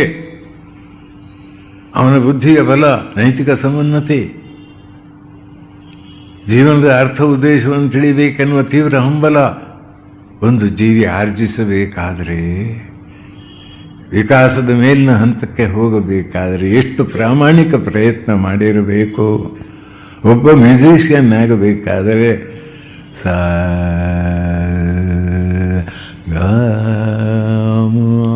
ಅಂತ ಒಂದು 3 ತಿಂಗಳು ಬೇರೆ ಹೇಳೋದೇ ಇಲ್ಲ ಸಂಗೀತ ಟೀಚರ್. ಸರಿ ಕಲ್ತ್ಕೊ, ಶುಚಿ ಸರಿಯಾಗಲಿಲ್ಲ ಮಣ್ಣಾಗಟ್ಟಿ ಬೈಬಿಟ್ರು. ಇದರಲ್ಲಿ ಅದರಲ್ಲಿ ಸರಿಯಾದ ಮೇಲೆ ಅವನಿಗೆ ಅದರಲ್ಲಿ ಸ್ಟೆಬಿಲಿಟಿ ಬರ್ತದೆ. ಒಬ್ಬ ಬರಹಗಾರನಾಗಬೇಕಾದ್ರೆ, ವಿಷಯಗಳ ಸಂಗ್ರಹ ಮಾಡಬೇಕಾದ್ರೆ ನಮ್ಮ ರಾಮಸ್ವಾಮಿಯವರಿದ್ದಾರೆ. ಎಷ್ಟು ವಿಹಂಗಮ ನೋಟ, ಆ ಮನಸ್ಸು, ಆ ಮನಸ್ಸಿಗೆ ತರಬೇತಿ, ಆ ಸಂಸ್ಕಾರ, ಇದನ್ನು ನಾವು ತಿಳಿಯುವುದು ಬೇಡವಾ? ಮನುಷ್ಯನ ಸುಖ ದುಃಖಕ್ಕೆ ಕಾರಣವಿದೆಯೇ? ಇದೆ. ಇನ್ನೊಬ್ಬರು ಒಳ್ಳೆದಾದದ್ದು ಕಂಡ್ರೆ ಕೆಲವರಿಗೆ ಹೊಟ್ಟೆಯಲ್ಲಿ ಬೆಂಕಿ ಹಾಕಿದ ಹಾಗೆ ಆಗುತ್ತಲ್ಲ. ಅಷ್ಟು ಮಾತ್ರಲ್ಲ, ಅವರಿಗೆ ತೊಂದರೆ ಕೊಡೋಣ ಅಂತ ತೋರ್ತಲ್ಲ. ತೊಂದರೆ ಸ್ಥೂಲವಾದ ರೀತಿಯಲ್ಲಿ ಕೊಡ್ಲಿಕ್ಕಾಗಿದ್ರೆ ಮಂತ್ರ ಮಾಟ ಮಾಡಿ ಅವನ ಕಣ್ಣು ಕಾಲು ಹೋಗುವಂತೆ ಮಾಡುವಂತ ತೋರುತ್ತಲ್ಲ. ಈ ಆಕ್ಷನ್ನಿಗೆ ರಿಯಾಕ್ಷನ್ ಇಲ್ವೇ ಭಗವಂತನ ರಾಜ್ಯದಲ್ಲಿ? ಈ ಆಧ್ಯಾತ್ಮಿಕ ವಿಚಾರವನ್ನು ತಿಳಿಯುವುದಕ್ಕೆ ನಮ್ಮಲ್ಲಿ ಶಾಸ್ತ್ರ, ಯುಕ್ತಿ, ಅನುಭೂತಿ, ಈಗಿನ ಕಾಲದಲ್ಲಿ ವಿಜ್ಞಾನದ ನೂತನ ಸಂಶೋಧನೆಗಳಿಂದ ಕಂಡುಕೊಂಡಂತಹ ತಥ್ಯಾಂಶಗಳು, ಇವಿಷ್ಟನ್ನೂ ಚಿಂತನೆ ಮಾಡಿಕೊಂಡು ನಾವು ನಮ್ಮ ಬದುಕಿನ ಬಗ್ಗೆ ಒಂದು ಸ್ಪಷ್ಟ ಅರಿವನ್ನು ಮೂಡಿಸಿಕೊಂಡ್ರೆ ನಮ್ಮ ಬದುಕು ಸಾರ್ಥಕವಾಗುತ್ತೆ. ಎಷ್ಟೇ ಕೆಳಮಟ್ಟದಲ್ಲಿ ಜೀವಾತ್ಮನಿರಲಿ, ಅವನು ಮೇಲೆ ಬರಲಿಕ್ಕೆ ಸತ್ಯದ ಪಥವನ್ನು ಬಿಟ್ಟು ಮೋಸ ವಂಚನೆಯಿಂದ ಮೇಲೇರಲಿಕ್ಕೆ ಸಾಧ್ಯವಿಲ್ಲ. ಮೇಲೇರಿದೆ ಅಂತ ಕಂಡರೂ ಕೂಡ ಅಧೋಗತಿಗೆ ಅವನು ಹೋಗದೆ ಗತ್ಯಂತರ ಇಲ್ಲ. ಯಾಕಂದರೆ ರೆಕಾರ್ಡ್ ಒಳಗಡೆ ಇದೆ. ಭಗವಂತನಿಗೆ ನೀವು ಲಂಚ ಕೊಡಲಿಕ್ಕಾಗುವುದಿಲ್ಲ ಅಥವಾ ಭಗವಂತನನ್ನು ಮೋಸ ಮಾಡಲಿಕ್ಕಾಗುವುದಿಲ್ಲ. ಗಾಡ್ ಈಸ್ ನಾಟ್ ಮಾಕ್ಡ್ ಅನ್ನೋ ಒಂದು ಮಾತಿದೆ. ಯಾಕಂದರೆ ನಿಯಾಮಕ. ಈ ಭಾವನೆ ಬಂದರೆ ಧರ್ಮದ ಪಥದಲ್ಲಿ ನಾವು ಮುನ್ನಡೆದ ಹಾಗಾಗತ್ತೆ. ಆಮೇಲೆ ಹಿಂದಿನವರು ಋಷಿಗಳು ಅಪಾರವಾದ ವೇದ ಸಾಗರವನ್ನು ಮತಿಸಿ ಕರ್ಮಕಾಂಡದಲ್ಲಿ ಹೇಳಿರುವ ನೂರಾರು ವಿಧಿವಿಧಾನಗಳನ್ನು ಅನುಸರಿಸಿ ಈ ದೇಹ ಬಿದ್ದೋದ ಮೇಲೆ ಮೇಲಿನ ಸ್ತರಗಳಿಗೆ ಏರುವ ಪಥವನ್ನು ಕಂಡುಕೊಂಡಿದ್ದರು. ಆಮೇಲೆ ಕೆಳಗೆ ಬರುವುದು, ಮೇಲಕ್ಕೆ ಹೋಗುವುದು, ಬಂದು ಹೋಗುವುದು, ಇದನ್ನು ಬಂದ್ ಮಾಡುವುದಕ್ಕೂ ನಿಷ್ಕಾಮ ಕರ್ಮದ ವಿಚಾರವನ್ನು ತಿಳಿದುಕೊಂಡಿದ್ದರು. ಭಗವದ್ಗೀತೆಯನ್ನು ಈ ಎಲ್ಲ ಹಿನ್ನೆಲೆಯಿಂದ, ವೈಜ್ಞಾನಿಕ ಹಿನ್ನೆಲೆಯಿಂದ ಅರ್ಥ ಮಾಡಲಿಕ್ಕೆ ಹೋದರೆ ನಿಮಗೆ ಎಷ್ಟು ಆನಂದ ಆಗ್ತದೆ. ಪ್ರತಿ ಒಂದು ಶ್ಲೋಕದಲ್ಲಿಯೂ ಭಗವಂತನ ಹೇಳಿದ ವಿವರಣೆಗಳು ಎಷ್ಟು ಅರ್ಥಪೂರ್ಣವಾಗಿದೆ ಅಂತ ಅರ್ಥ ಆಗ್ತದೆ. ಹೀಗೆ ವೈಜ್ಞಾನಿಕ ಹಿನ್ನೆಲೆಯಿಂದ ಈ ಸುಖ ದುಃಖಗಳ ಅರ್ಥ ಏನು ಎನ್ನುವುದರ ಬಗ್ಗೆ ಇವತ್ತು ಪೀಠಿಕಾ ರೂಪದಲ್ಲಿ ಮಾತ್ರ ನಾನು ಹೇಳಿದೆ. ಅದನ್ನು ನಾಳೆ ಸ್ವಲ್ಪ ಮತ್ತು ಮುಂದುವರಿಸಿ ಕಷ್ಟ ಕಂಟಕಗಳಿಗೆ ಕಾರಣ ಬೇರೆಯವರಲ್ಲ, ನಾವೇ ಎನ್ನುವುದನ್ನು ಹೇಗೆ ನಿಮಗೆ ಮನವರಿಕೆ ಮಾಡಿಕೊಳ್ಳುವುದು ಎನ್ನುವುದನ್ನು ಯೋಚಿಸ್ತೇನೆ. ಹರಿ ಓಂ. ಓಂಕಾರ 3 ಬಾರಿ.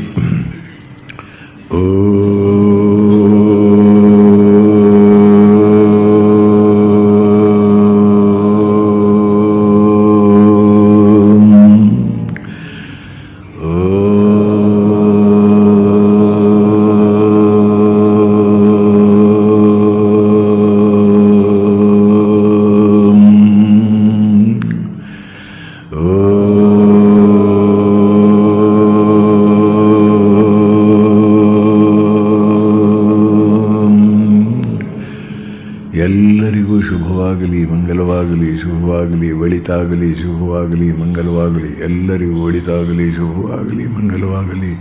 ಎಲ್ಲರೂ ಪರಸ್ಪರ ವಿಶ್ವಾಸ ಸೌಹಾರ್ದದಿಂದ ಬಾಳುವಂತಾಗಲಿ. ಎಲ್ಲರೂ ಪರಸ್ಪರ ವಿಶ್ವಾಸ ಸೌಹಾರ್ದದಿಂದ ಬಾಳುವಂತಾಗಲಿ. ಸರ್ವಸ್ತರತು ದುರ್ಗಾಣಿ ಸರ್ವೋ ಭದ್ರಾಣಿ ಪಶ್ಯತು ಸರ್ವಸದ್ಬುದ್ಧಿಮಾಪ್ನೋತು ಸರ್ವತ್ರ ನಂದತು. ಹರಿ ಓಂ ತತ್ಸತ್.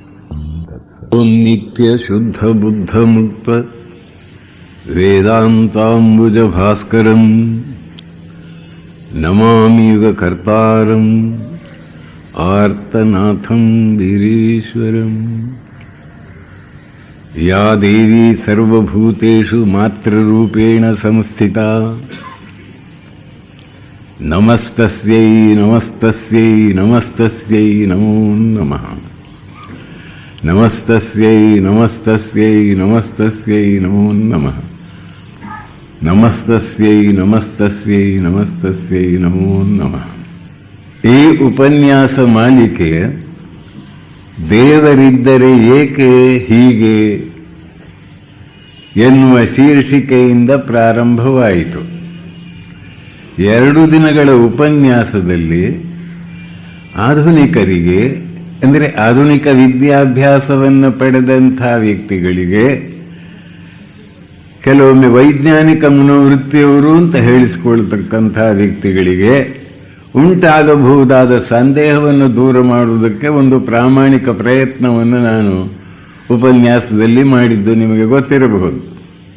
ಈ ಹಿನ್ನೆಲೆಯಿಂದ ಮನುಷ್ಯನ ಬದುಕಿನಲ್ಲಿ ಬರತಕ್ಕಂತಹ ಕಷ್ಟ ಕಂಟಕಗಳ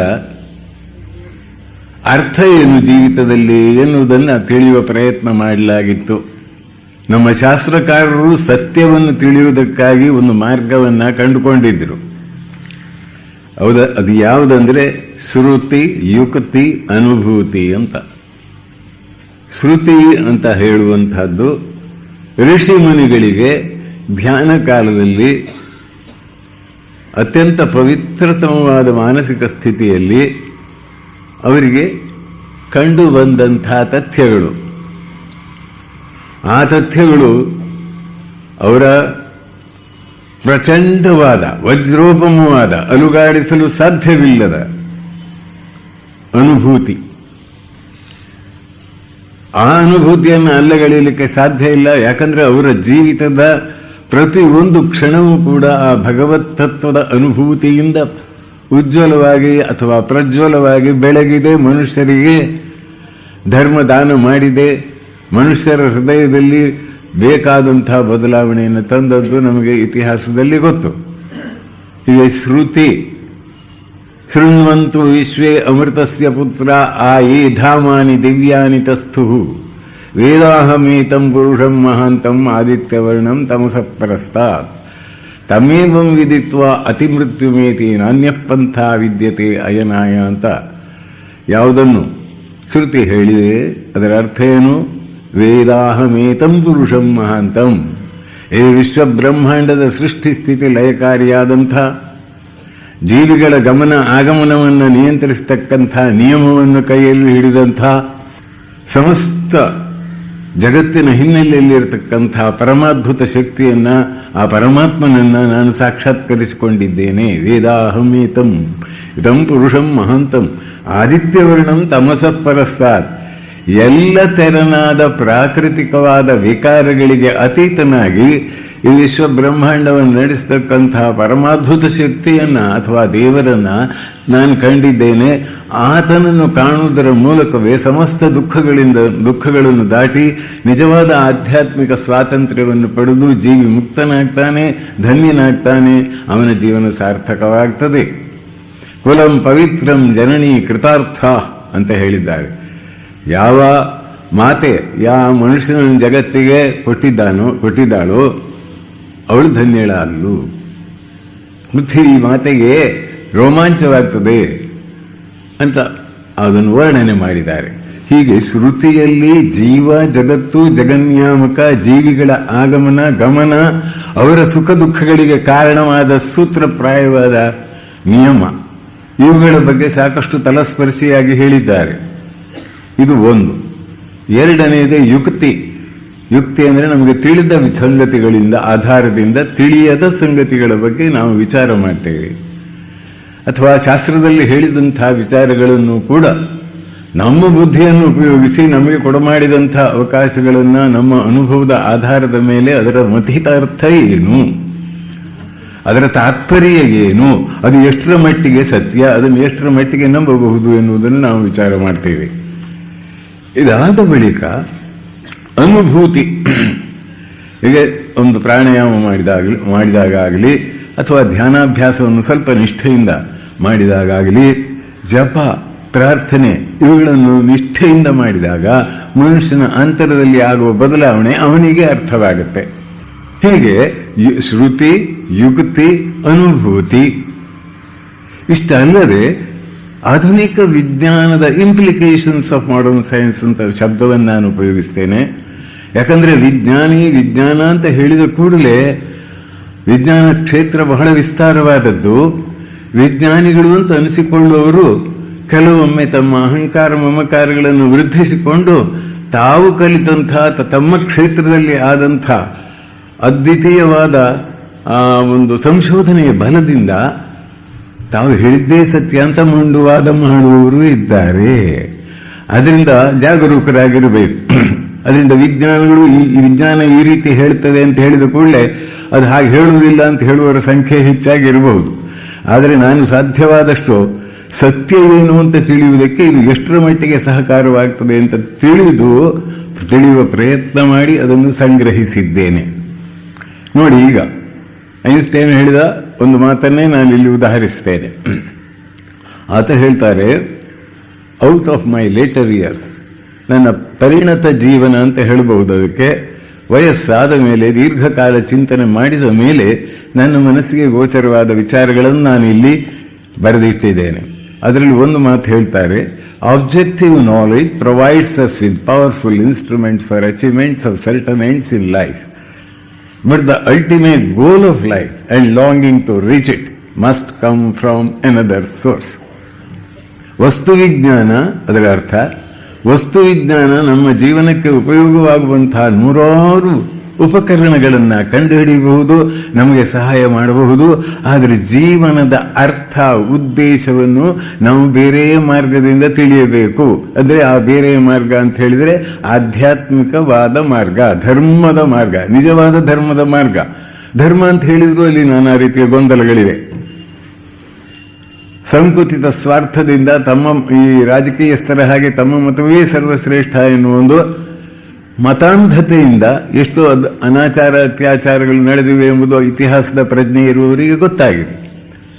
ಆದ್ದರಿಂದ ಶ್ರುತಿ, ಯುಕ್ತಿ, ಅನುಭೂತಿ, ಆ ಬಳಿಕ ಇಂಪ್ಲಿಕೇಶನ್ಸ್ ಆಫ್ ಮಾಡರ್ನ್ ಸೈನ್ಸ್, ಆಧುನಿಕ ವಿಜ್ಞಾನದ ನೂತನ ಸಂಶೋಧನೆಗಳಿಂದ ಉದ್ಭವಿಸಿದ ಮೂಲಭೂತ ವಿಚಾರಗಳ ಬಗ್ಗೆ ಅನಿಸಿಕೆಗಳು. ಈಗ ಏನಾಯಿತು, ವಸ್ತು ವಿಜ್ಞಾನ. ಇದನ್ನೇ ಆಚಾರ್ಯ ಶಂಕರರು 1200 ವರ್ಷಗಳ ಹಿಂದೆ ಹೇಳಿದ್ದಾರೆ. ಯೋ ಹಿ ಬಹಿರ್ಮುಖ ಪ್ರವರ್ತತೆ ಪುರುಷ ಇಷ್ಟಂ ಮೇ ಭೂಯಾತ್ ಅನಿಷ್ಟಂ ಮಾ ಭೂತ್ ಇತಿ ನ ಚ ತತ್ರ ಅತ್ಯಂತಿಕ ಪುರುಷಾರ್ಥಂ ಲಭತೆ.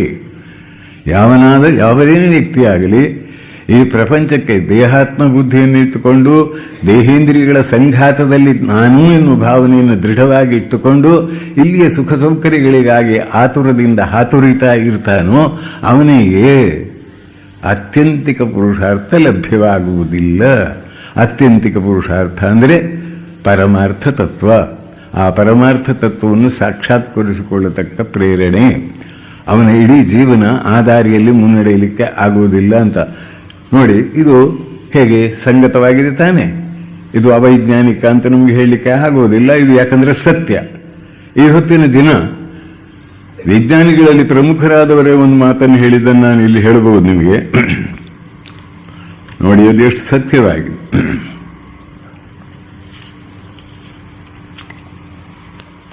ಮೌರಿಸ್ Wilkins, Nobel prize winner in medicine in 1962, ಅವರು ಹೇಳಿದ್ದು, admitted in an interview that about half the world's scientist and engineers are now engaged in war program.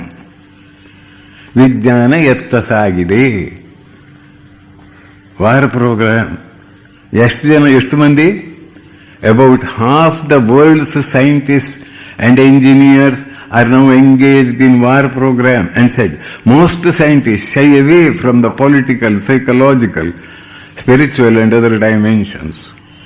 ಅಂದರೆ ವಿಜ್ಞಾನಿಗಳಲ್ಲಿ ಅರ್ಧಾಂಶದಷ್ಟು ಮಂದಿ ಕೇವಲ ಯುದ್ಧ ವಿದ್ಯೆಯಲ್ಲಿ ನೈಪುಣ್ಯವನ್ನು ಗಳಿಸುವುದಕ್ಕೆ ತಮ್ಮ ಕಾಯಕ ಅಥವಾ ತಮ್ಮ ಪ್ರಯತ್ನವನ್ನು ಮಾಡ್ತಾ ಇದ್ದಾರೆ.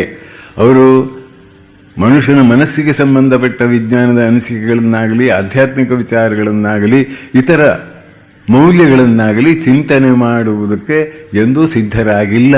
ಶಯವೇ ದೂರ ಹೋಗ್ತಾ ಇದ್ದಾರೆ ಇದರಿಂದ ಅಂತ ಹೇಳಿದ್ದಾರೆ. ಅಂದರೆ ವಿಜ್ಞಾನದ ಅಭ್ಯುದಯವಾದ ಕೂಡಲೇ ಮನುಷ್ಯನಲ್ಲಿ ಸರ್ವತೋಮುಖವಾದ ಪ್ರಗತಿ ಆಗ್ತದೆ ಅಂತಕ್ಕಂಥ 18, 19, 20ನೇ ಶತಮಾನದ ಮಧ್ಯಭಾಗದವರೆಗೆ ಇದ್ದ ಒಂದು ಅಭಿಪ್ರಾಯ ಎಷ್ಟು ಮಿಥ್ಯಾಭೂತವಾದದ್ದಂತ ಸ್ಪಷ್ಟವಾಗ್ತದೆ. ಇಷ್ಟು ಮಾತ್ರವೇ, ವರ್ಲ್ಡ್ ಟ್ರೇಡ್ ಸೆಂಟರ್ನಲ್ಲಿ ಏನಾಯಿತು ಅಂತ ನಿಮಗೆ ಗೊತ್ತಾಗಿದೆ. ಅದರ ನಂತರ ಎಂತೆಂಥ ಪರಿಸ್ಥಿತಿ ಆಯಿತು ಅನ್ನೋದು ಗೊತ್ತಾಗಿದೆ. ಹೀಗೆ ಇದು ಮಾತ್ರ ಅಲ್ಲ, ಇನ್ನೊಂದು ನೋಡಿ. When the educated brilliant Indian officers and extremely popular and powerful Indian politicians siphoned off hundreds of crores of rupees, parading themselves as the messiah of people. ಕೋಟಿಗಳ ಹಣವನ್ನು ಗುಳುಮ್ಮು ಮಾಡುವಂತಹ ಒಂದು ಸ್ಥಿತಿ ಬಂತಲ್ಲ. ಎಲ್ಲ ಸಾಮಾಜಿಕ ಹಿತಚಿಂತನೆ ಮಾಡುವವರು, ರಾಷ್ಟ್ರದ ಕಲ್ಯಾಣದ ಬಗ್ಗೆ ದೊಡ್ಡ ದೊಡ್ಡ ಮಾತುಗಳನ್ನು ಉಳಿಸುವವರು ಇದಾಯಿತು. ಇದಿಷ್ಟೇ ಅಲ್ಲ.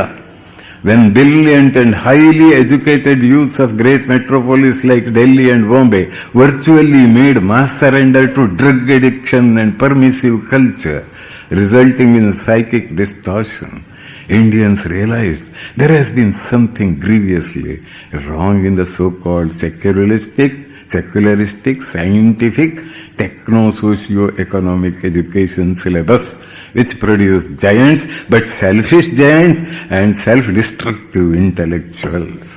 ಇದನ್ನು ಅರ್ಥ ಮಾಡಿಕೊಂಡಾಗ ಆಧ್ಯಾತ್ಮಿಕ ಮೌಲ್ಯಗಳ ಅವಶ್ಯಕತೆಯನ್ನು ಧರ್ಮಾಭಿಮಾನಿಗಳು ಸರಿಯಾಗಿ ತಿಳಿದುಕೊಳ್ಳಲಿಕ್ಕೆ ನಿಜವಾದ ಧರ್ಮಾಭಿಮಾನಿಗಳು ತಿಳಿತಾರೆ. ನಿಜವಾದ ಧರ್ಮದಲ್ಲಿ ವಿಶ್ವಾಸ ಇರುವವರು ಇದರ ಬಗ್ಗೆ ಚಿಂತನೆ ನಡೆಸ್ತಾರೆ. ಆ ದೃಷ್ಟಿಯಿಂದ ಆಧುನಿಕ ಪ್ರಜ್ಞೆಯನ್ನು ಬೆಳೆಸಿಕೊಳ್ತಿರ್ತಕ್ಕಂಥ ಕಾಲೇಜಿನ ವಿದ್ಯಾಭ್ಯಾಸವನ್ನು ಮಾಡತಕ್ಕಂತಹ ವಿದ್ಯಾರ್ಥಿಯೊಬ್ಬನ ಮನಸ್ಸಿನಲ್ಲಿ ಉದಿಸಿದ ಪ್ರಶ್ನೆ, ದೇವರಿದ್ದರೆ ಏಕೆ ಹೀಗೆ ಅಂತ.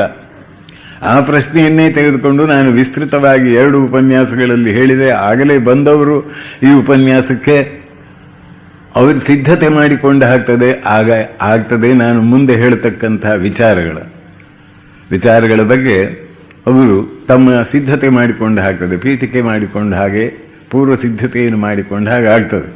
ಇಲ್ಲವಾದರೆ ಅವರು ಸಹ ತಪ್ಪು ತಿಳುವಳಿಕೆ ಪಡೆಯುವ ಸಂಭವ ಉಂಟು. ನಾನು ದೇವರ ಬಗ್ಗೆ ಮಾತನಾಡಿದೆ. ಸರ್ವಶಕ್ತನೂ ಸರ್ವಜ್ಞನೂ ಸರ್ವವ್ಯಾಪಿಯೂ ಆದಂತಹ ಪರಮಾತ್ಮನಿದ್ದಾನೆ ಅಂತ ನಮ್ಮ ಶಾಸ್ತ್ರಗಳಲ್ಲಿ ಮಾತ್ರವಲ್ಲ, ಕ್ರೈಸ್ತರಲ್ಲಿ ಮಾತ್ರವಲ್ಲ, ಮುಸಲ್ಮಾನರಲ್ಲಿ ಮಾತ್ರವಲ್ಲ, ಇತರ ಹಲವಾರು ಧರ್ಮಗಳಲ್ಲಿ ಅದನ್ನು ಹೇಳಿದ್ದಾರೆ. ಒಂದಲ್ಲ ಒಂದು ರೀತಿಯ ಭಗವಂತನಲ್ಲಿ ವಿಶ್ವಾಸವನ್ನೇ ಇಟ್ಟಿದ್ದಾರೆ. ವಿಜ್ಞಾನ ಈ ವಿಶ್ವಾಸಕ್ಕೆ ವಿರೋಧಿಯೇ? ನನಗೆ ಹಿಂದೆ ದೇವರಲ್ಲಿ ನಂಬಿಕೆ ಇತ್ತು, ಈಗ ವಿಜ್ಞಾನವನ್ನು ಕಲಿತ ಮೇಲೆ, ಕಾಲೇಜಿಗೆ ಬಂದ ಮೇಲೆ ದೇವರಲ್ಲಿ ನಂಬಿಕೆ ಇಲ್ಲ. ದೇವರಲ್ಲಿ ನಂಬಿಕೆ ಇಲ್ಲ ಮಾತ್ರ ಅಲ್ಲ, ನನ್ನ ಮನಸ್ಸಿಗೆ ಸಮಾಧಾನ ಇಲ್ಲ, ಏಕಾಗ್ರತೆ ಇಲ್ಲ, ಅಧ್ಯಯನ ಮಾಡಲಿಕ್ಕಾಗುವುದಿಲ್ಲ. ನನಗೇನು ದಾರಿ ಅಂತ ಆ ಪ್ರಶ್ನೆ ಕೇಳಿದ ಹುಡುಗ. ಆದ್ದರಿಂದ ಈ ಪ್ರಶ್ನೆಗೆ ನೋಡಿ, ದೇವರಲ್ಲಿ ನಂಬಿಕೆ ಇಲ್ಲ, ಮನಸ್ಸಮಾಧಾನ ಇಲ್ಲ ಅಂತ ಅವನು ಹೇಳಿದ ಮಾತು ಹೇಗೆ ವಿಸ್ತೃತವಾದ ಇಂದಿನ ಜಗತ್ತಿನಲ್ಲಿ ಅವನು ಪ್ರತಿನಿಧಿಸಿದ್ದಾನೆ. ಮನುಷ್ಯರ ಮನಸ್ಸಿನಲ್ಲಿ ಆಗತಕ್ಕಂಥ ತುಮಲ ವ್ಯಗ್ರತೆಗಳನ್ನು ಆತ ತನ್ನ ಆ ಮಾತಿನಲ್ಲಿ ಹೇಗೆ ವಿವರಿಸಿದ್ದಾನೆ ನೋಡಿ. ಆದ್ದರಿಂದ ಈ ದೇವರು, ಡಿ.ವಿ.ಜಿ. ಅವರು ಹೇಳಿದ ಹಾಗೆ, ದೇವರೆಂಬುದೇನು ಕಗ್ಗತ್ತಲೆಯ ಗವಿಯೇ, ನಾವು ಎಲ್ಲರೂ ಅರಿಯಲಾರದ ಒಟ್ಟು ಹೆಸರೇ, ಕಾವ ನೋರ್ವನಲ್ಲಿ ಇರಲ್ಕೆ ಜಗದ ಕಥೆ ಏಕಿಂತು ಸಾವು ಹುಟ್ಟುಗಳೇನು ಮಂಕುತಿಮ್ಮ ಅಂತ ಅವರು ಕೇಳಿದ ಪ್ರಶ್ನೆ, ಅದು ಸಾರ್ವಕಾಲಿಕವಾದ ಪ್ರಶ್ನೆ, ವಿಚಾರವಂತರ ಹೃದಯದಲ್ಲಿ ಮತ್ತೆ ಮತ್ತೆ ಹೇಳ್ತಕ್ಕಂತಹ ಪ್ರಶ್ನೆ. ಆ ಪ್ರಶ್ನೆಗೆ ಉತ್ತರವನ್ನು ಅತ್ಯಂತ ಪ್ರಾಚೀನ ಕಾಲದಲ್ಲಿ ಭಾರತೀಯ ಋಷಿಮುನಿಗಳು ಕಂಡುಹಿಡಿದಿದ್ದಾರೆ ಎನ್ನುವುದರಲ್ಲಿ ನನಗೆ ಪೂರ್ಣ ವಿಶ್ವಾಸವಿದೆ. ಆ ಹಿನ್ನೆಲೆಯಿಂದ ನಮ್ಮ ಬದುಕನ್ನು ಬೆಳಗಲಿಕ್ಕೆ ಸಾಧ್ಯ ಎನ್ನುವ ವಿಚಾರದಲ್ಲಿಯೂ ನನಗೆ ವಿಶ್ವಾಸ ಇದೆ. Human beings can change their lives by changing their attitude towards life and reality ಅಂತ ವಿಲಿಯಂ ಜೇಮ್ಸ್ ಹೇಳಿದ ಒಂದು ಮಾತಿದೆ. ಮನುಷ್ಯರು ತಮ್ಮ ಬದುಕನ್ನು ಕಾಣುವ ದೃಷ್ಟಿಕೋನವನ್ನ ಬದಲಿಸಿಕೊಂಡರೆ ಅವರ ಜೀವನವನ್ನೇ ಬದಲಿಸಿಕೊಳ್ಳಲಿಕ್ಕೆ ಸಾಧ್ಯ. ಜೀವನವನ್ನು ಕಾಣುವ ದೃಷ್ಟಿಕೋನ, ಆ ಜೀವನವನ್ನು ಕಾಣುವ ದೃಷ್ಟಿಕೋನ ಹೇಗೆ ಬದಲಾಗ್ತದೆ ಎನ್ನುವುದು ಮುಂದಿನ ಪ್ರಶ್ನೆ. ಜೀವನವನ್ನು ಕಾಣುವ ದೃಷ್ಟಿಕೋನ ಬದಲಾಗಬೇಕಾದರೆ ನಮ್ಮ ಅರಿವಿನ ಪರಿಧಿ ವಿಶಾಲವಾಗಬೇಕು, ಆಳವಾಗಬೇಕು. ಅಲ್ಪವಾದ ವಿಚಾರಗಳಲ್ಲಿಯೇ ಸುತ್ತಾಡುವ ಮನಸ್ಸು ಅದು ತನ್ನ ಬದುಕನ್ನು ಬೆಳಗಲಿಕ್ಕೆ ಬೇಕಾದ ಸಾಮಗ್ರಿಗಳನ್ನು ಪಡೆಯುವುದಿಲ್ಲ. ಜೀವನದ ಕುರಿತು ಜೀವನವನ್ನು ಜೀವ, ಜಗತ್ತು, ಜಗನ್ನಿಯಾಮಕ, ಈ ಮೂರು ವಿಷಯಗಳ ಬಗ್ಗೆ, ಇವುಗಳೊಳಗಿನ ಸಂಬಂಧಗಳ ಬಗ್ಗೆ ಒಂದು ಸ್ಪಷ್ಟವಾದ ಅರಿವು ಒಬ್ಬನಲ್ಲಿ ಮೂಡಿದರೆ ಅವನು ತನ್ನ ಬದುಕನ್ನು ತಾನೇ ಸಾರ್ಥಕವಾದ ಪಥದಲ್ಲಿ ಮುನ್ನಡೆಸಲಿಕ್ಕೆ ಬೇಕಾದ ಪ್ರೇರಣೆಯನ್ನು ಪಡೆದುಕೊಳ್ತಾನೆ. Human beings can change their lives by changing their attitude towards life and reality.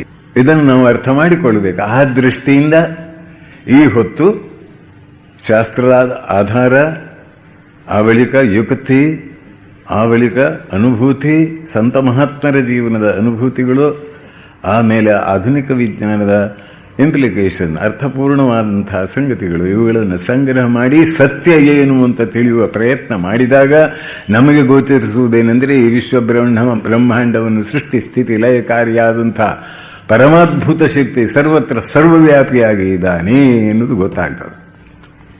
ಅದನ್ನು ಐನ್ಸ್ಟೈನ್ ಕೊಟೇಶನ್ನನ್ನೇ ನಾನು ಹೇಳುವ ಕ್ರಮ ಇದೆ. ಇವತ್ತು ನಿನ್ನೆ ಹೇಳಿದ್ದೇನೆ, ಪದೇ ಪದೇ ಹೇಳಿದ್ದೇನೆ, ತಿರುಗಿ ಹೇಳುವ ಅವಶ್ಯಕತೆ ಇಲ್ಲ ಅಂತ ತಿಳ್ಕೊಂಡಿದ್ದೇನೆ. ಅದು ಮಾತ್ರ ಅಲ್ಲ, ಆ ಶಕ್ತಿಯೊಂದಿಗೆ ಒಂದು ತಾದಾತ್ಮ್ಯ ಸಂಬಂಧ, ಅದಕ್ಕೂ ನಮಗೂ ಇರುವ ಲಿಂಕ್, ನಮಗಿರುವ ಸಂಬಂಧವನ್ನು ನಾವು ವೃದ್ಧಿಪಡಿಸಿಕೊಳ್ಳಬಹುದು. ಅದನ್ನು ವಿ ಕ್ಯಾನ್ ಇಂಟೆನ್ಸಿಫೈ, ಅದನ್ನು ವಿಶೇಷವಾಗಿ ಹೆಚ್ಚಿಸಿಕೊಳ್ಳಬಹುದು, ತೀವ್ರತರಗೊಳಿಸಬಹುದು ಎನ್ನುವುದನ್ನು ವಿಜ್ಞಾನಿ ಹೇಳಿದ ಮಾತನ್ನು ಹೇಳಿ ಆಮೇಲೆ ಸಂತ ಮಹಾತ್ಮರ ಮಾತನ್ನು ಹೇಳಿದರೆ ನಿಮ್ಮ ಮನಸ್ಸಿಗೆ ಸ್ವಲ್ಪ ಸಮಾಧಾನವಾಗುತ್ತೆ. ತಮಾಷೆಗಾಗಿ ನಾನು ಹಿಂದೆ ಹೇಳ್ತಾ ಇದ್ದೆ, ನಮ್ಮಲ್ಲಿ ಬುದ್ಧ ಶಂಕರ ಹೇಳಿದ ಅಂತ ಹೇಳಿದರೆ ಅದನ್ನು ಕೇಳೋದಿಲ್ಲ. ಆ ದೇಶದ ಹೆಂಡರ್ಸನ್ ಹೀಗೆ ಹೇಳಿದ, ಗೊಂಡ್ರಸನ್ ಹಾಗೆ ಹೇಳಿದ ಅಂತ ಎಲ್ಲ ಕೂಡಲೇ ಒಪ್ತಾರೆ ಅಂತ ತಮಾಷೆಗಾಗಿ ನಾನು ಹೇಳಿದ್ದಿತ್ತು. ಅದರಲ್ಲಿ ಸತ್ಯಾಂಶವೂ ಇದೆ. ಅವರನ್ನು ತಮಾಷೆಗಾಗಿ ನಾನು ಹಾಗೆ ಹೇಳಿದರೂ ಕೂಡ ಅಲ್ಲಿ ಸತ್ಯಾಂಶ ಇದೆ. ಯಾಕಂದರೆ ವಿಜ್ಞಾನ ನಮಗೆ ನೂತನ ಸಂಶೋಧನೆಗಳ ಮೂಲಕ ನೂರಾರು ಉಪಕರಣಗಳನ್ನು ಕೊಟ್ಟು ನಮ್ಮ ಮನಸ್ಸಿನಲ್ಲಿ ಅದರ ಮಹಿಮೆಯನ್ನು ಅಚ್ಚೊತ್ತುವಂತೆ ನಿಲ್ಲಿಸಿದೆ. ಆದ್ದರಿಂದ ವೈಜ್ಞಾನಿಕ ಮನೋಭಾವದವರಿಗೆ ಅದನ್ನು ಹೇಳಿದಾಗ ಮನಸ್ಸಿಗೆ ಸಮಾಧಾನವಾಗ್ತದೆ. Prayer is the most powerful form of energy one can generate. It is a force as real as terrestrial gravity. As a physician, I have seen men lifted out of disease and melancholy by serene effort of prayer. Alexis Carol ಅವರು Nobel prize winner. ಆ ಪ್ರಾರ್ಥನೆಯಿಂದ ಪರಿವರ್ತನೆಯಾದ ವ್ಯಕ್ತಿಗಳನ್ನು ವಿಜ್ಞಾನಿಯಾಗಿ ಡಾಕ್ಟರ್ನಾಗಿ ನಾನು ಕಂಡಿದ್ದೇನೆ. ಅತ್ಯಂತ ಶ್ರದ್ಧಾಭಕ್ತಿಯಿಂದ ನಿಷ್ಠೆಯಿಂದ ಪ್ರಾರ್ಥನೆ ಮಾಡಿದ್ದಾದರೆ ಆ ಪರಮಾತ್ಮನೊಂದಿಗೆ ಒಂದು ನಾವು ಸಂಬಂಧವನ್ನು ಕಲ್ಪಿಸಿಕೊಳ್ತೇವೆ. When we pray we link ourselves with the inexhaustible motive force that spins the universe. ಏನು ಮಾತದು, ಎಷ್ಟು ಜೋರಾಗಿಯೇ ಹೇಳಿದ್ದಾನೆ ಒಬ್ಬ ವಿಜ್ಞಾನಿ. ಆಮೇಲೆ ರಿಫ್ಲೆಕ್ಷನ್ಸ್ ಆನ್ ಲೈಫ್ ಅಂತ ಆತನ ಬರಹ, ಅದು ವಯಸ್ಸಾದ ಮೇಲೆ ಬರೆದಂಥದ್ದು. ಅದರಲ್ಲಿಯೂ ಆತ ಇದನ್ನು ಹೇಳ್ತಾನೆ, ಮನುಷ್ಯನ ಅಂತರಂಗದ ಆಳದಲ್ಲಿ ತೀವ್ರ ಹಂಬಲದಿಂದ ಆ ಪರತತ್ವವನ್ನು ತಿಳಿಯಬಹುದು ಅಂತ ವಿಜ್ಞಾನಿ ಹೇಳಿದ ಮಾತು. ಅದರಿಂದ ನಾವು ನಾಚಬೇಕಾಗಿಲ್ಲ ಅಂತ ನಾನು ಯುವಕ ಮಿತ್ರರಿಗೆ ಕೆಲವೊಮ್ಮೆ ಹೇಳೋದು ಉಂಟು.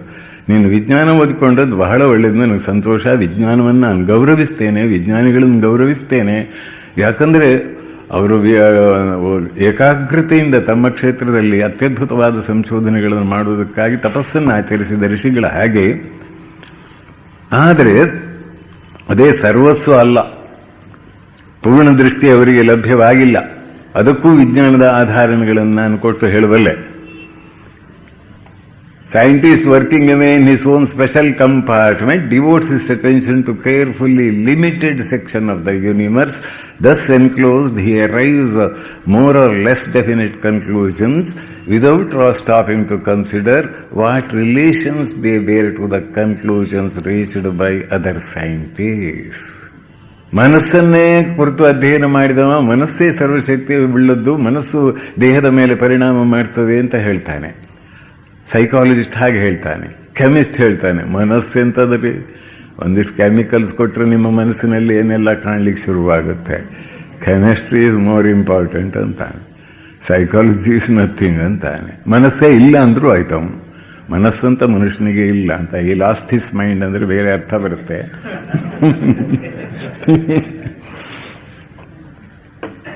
ಹೀಗೆ working in his special compartment devotes his attention to carefully limited section of the universe. ಇದಕ್ಕೆ ಸ್ಪೆಷಲೈಸೇಷನ್ ಅಂತ ಹೇಳ್ತಾರೆ.